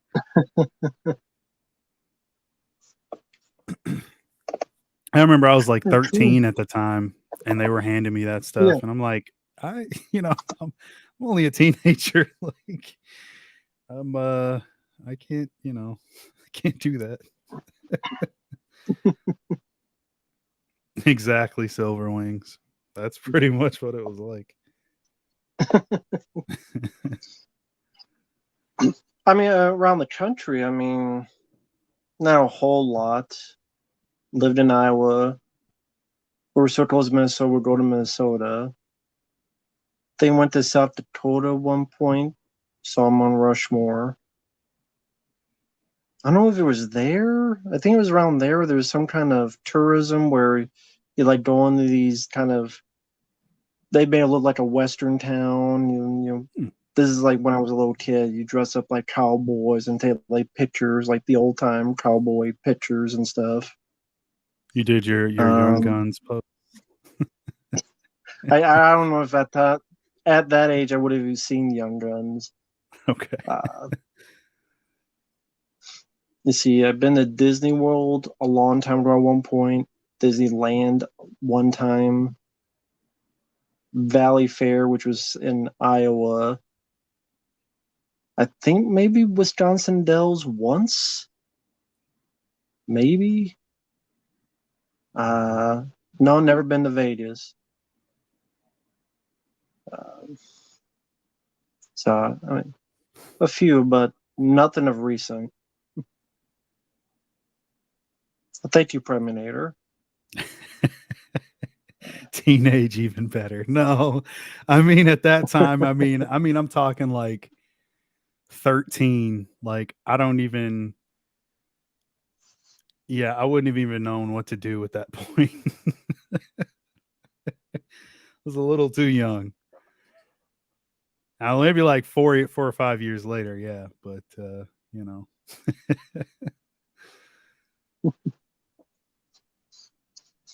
If you were in jail and had a last meal, what would you have? A meal in the Bahamas. Because I'd be like, I'm going to die soon, so it's not going to fucking matter too much what it is. I'm still going to be dead within a day. So I'd be like, Yeah. how about a meal outside of your court where I can't get back by extradition? Uh, What the guy say in Green Mile that he wanted? Like there was some like famous chick he wanted. He's like, I want her to come sit on my face. Like that's my last request. that's his last meal. There you Yeah. go. That's his last meal. Well, I Yeah. mean, okay, that's a better answer.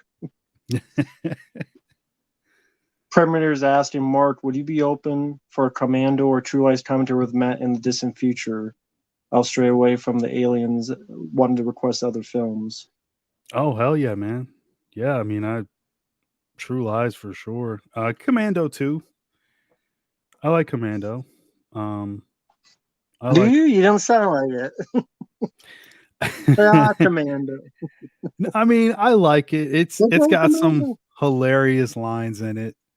Um what's his name? John Matrix or something. It's just Yeah, ridiculous. great.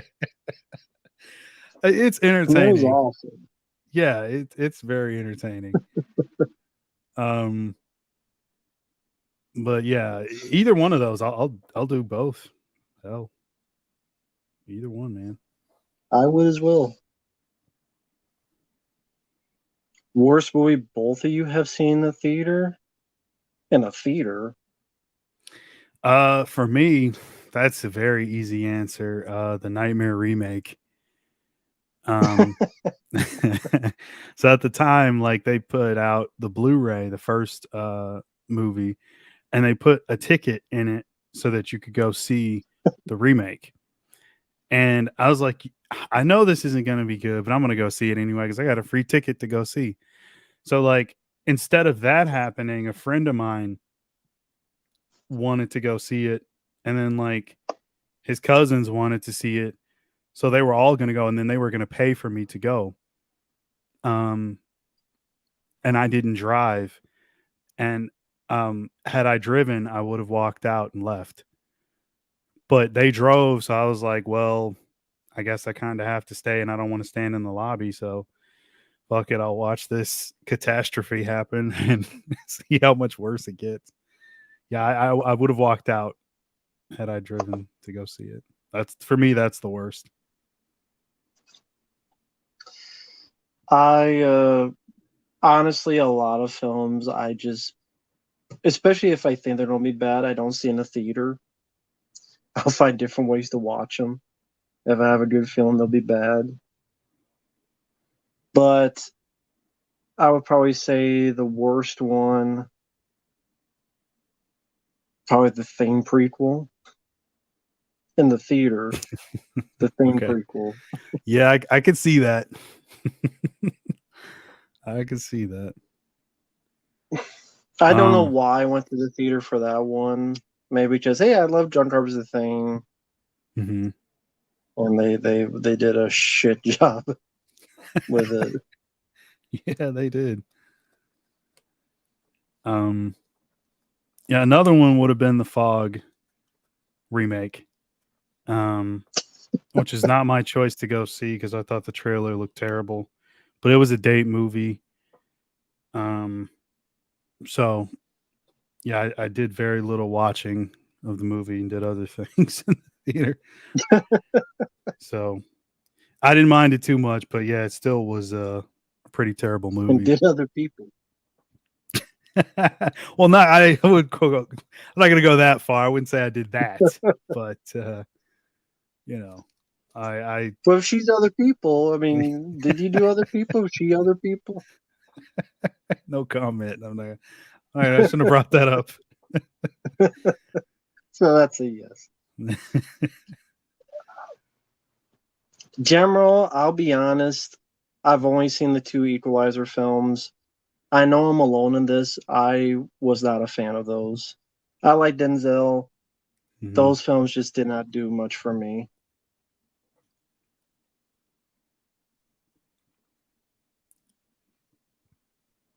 Did you see the Um, Equalizer movies? what I saw, I thought was just okay, but I've never sat down to watch them straight through. Hmm. So I can't really give a definitive answer. I know they did 3 of them, The right? third one. Yeah. Yeah, Okay. I didn't bother to see the third. Yeah, haven't seen the third. I'll ask it a different way. What is your favorite meal? Ah, Um, hmm, that's tough. Usually I'm a pretty simple guy. I mean, just pizza. yeah, pepperoni pizza, maybe stuffed crust, or just like something McDonald's, like a chicken sandwich, plain, and French fries. I love their chicken nuggets. Hmm. Uh, Yeah, I mean pizza for me. I don't need all the extra shit. I could live without the pineapple and anchovies and all that garbage. Um, just regular pepperoni I'll take or plain cheese. Um, also, yeah. I love Popeye's chicken. Sadly, they don't have Popeyes around here. Love What, Popeye's chicken. what do they have in Texas? Chick-fil-A? They don't really have any chicken right now. They, I guess there was like KFC and it closed down. But then I Oh. looked at the reviews and there's like 1 star, so maybe it's for better. Texas doesn't like chicken. At least not here in this area, at least. Okay. Uh, and I like chicken wings, but I like the chicken Mhm. wings that doesn't stain your hands. Like Pizza Hut used to have these chicken wings. I was like oven roasted, and like you would get them, they would not stain your hands at all. But it's like they changed it, and now anytime you pick it up, it's just all over your hands and stuff. I don't know, they like changed it, but I don't know. I know it's funny. I'm the white guy that said Popeye's chicken. I know. Don't say it. It's like um, yeah, like Beyond Pizza. I mean, I love a good steak. I'm a mm, filet mignon guy. I love a good steak. Yeah, steak, mm. vegetables, mashed potatoes, stuff like that. Yeah, a Would you lot of get? I Yes, like go ahead. grilled chicken more than fried, honestly. Mm. But yeah. Yeah, I guess that would be healthier for you, but I do prefer more fried chicken. Hey, people like their grease, man. Like it's Yeah. nothing wrong with that. I'll die quicker, but it'll be with a smile on my face at least.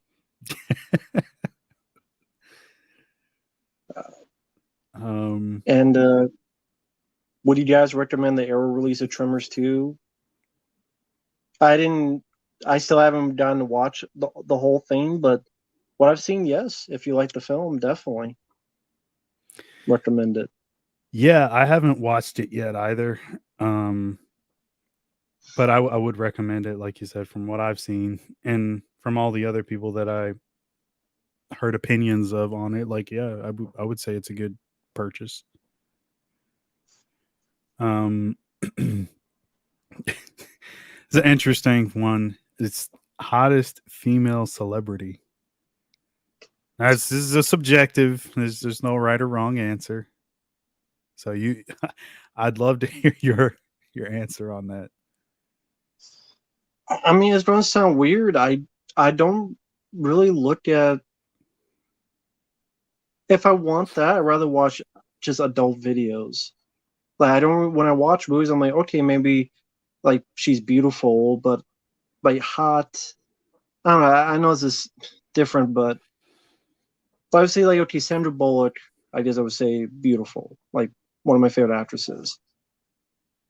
And yeah, Mhm. as I see women that are hot, and because they're naked and they show their tits at the nudie bar in the action movie, but I don't like other people is like, oh, I love this actress because she's so hot. I'm like, okay, well, I mean, you go on plenty of websites and find 30 of them that do a lot more than that. And so it just, I just to me is like, that's not a,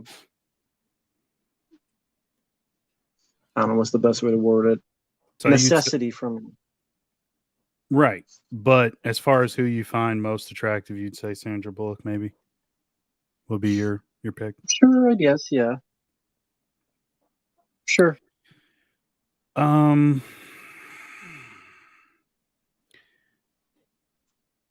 oh, he said it in the chat. The young version of Edwige Fenech, I always thought was really hot.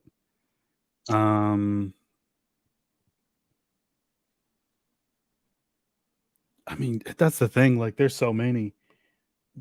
Who's the hottest? That I couldn't say, but I mean, I could just give you a list of hot ones, but you probably already know who they are. I mean, Selma Hayek and From Dusk Till Dawn. I mean, like it's all the obvious answers. So I don't have really any one particular. I'm a man of many tastes, so I don't know. I couldn't give one answer. It'd be a lot of them. Yeah. Mark, have you heard of the original proposed Alien 3 and the 80s Alien Anchor Point? I think Rennie Harlan was going to direct it. I'd never heard of that title. No, I haven't heard that. Rennie Harlan, huh? What year would that have I mean, been? Would that? I know one point he wanted to do an Alien 3. I know he was tears of doing it, and it was close, but he did not want to do a prison planet, and he wanted to like go to the alien planet. Like there was a plan to go there, but they said it was too much money and stuff. And then they Mm-hmm. said, "Well, we want you to do this prison planet thing." He's like, "I don't want to do that," so he was gone. Mm-hmm. Yeah, I mean that's just not a great idea. I've said that before though. Like I don't know. Fuck Alien 3. I'm not going to talk about it. But no, to answer your question, no, I didn't hear that title before or anything.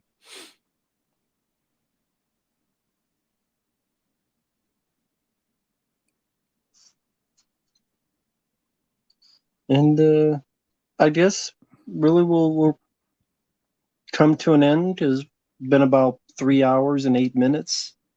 It's Mm-hmm. past midnight over here. Could imagine pretty late on your end as well. Yeah, it's after midnight here, and yeah, dude, I said Edwige Fenech, hottest maybe of that time, but then there's others like Yeah. Barbara Boucher who was just as hot.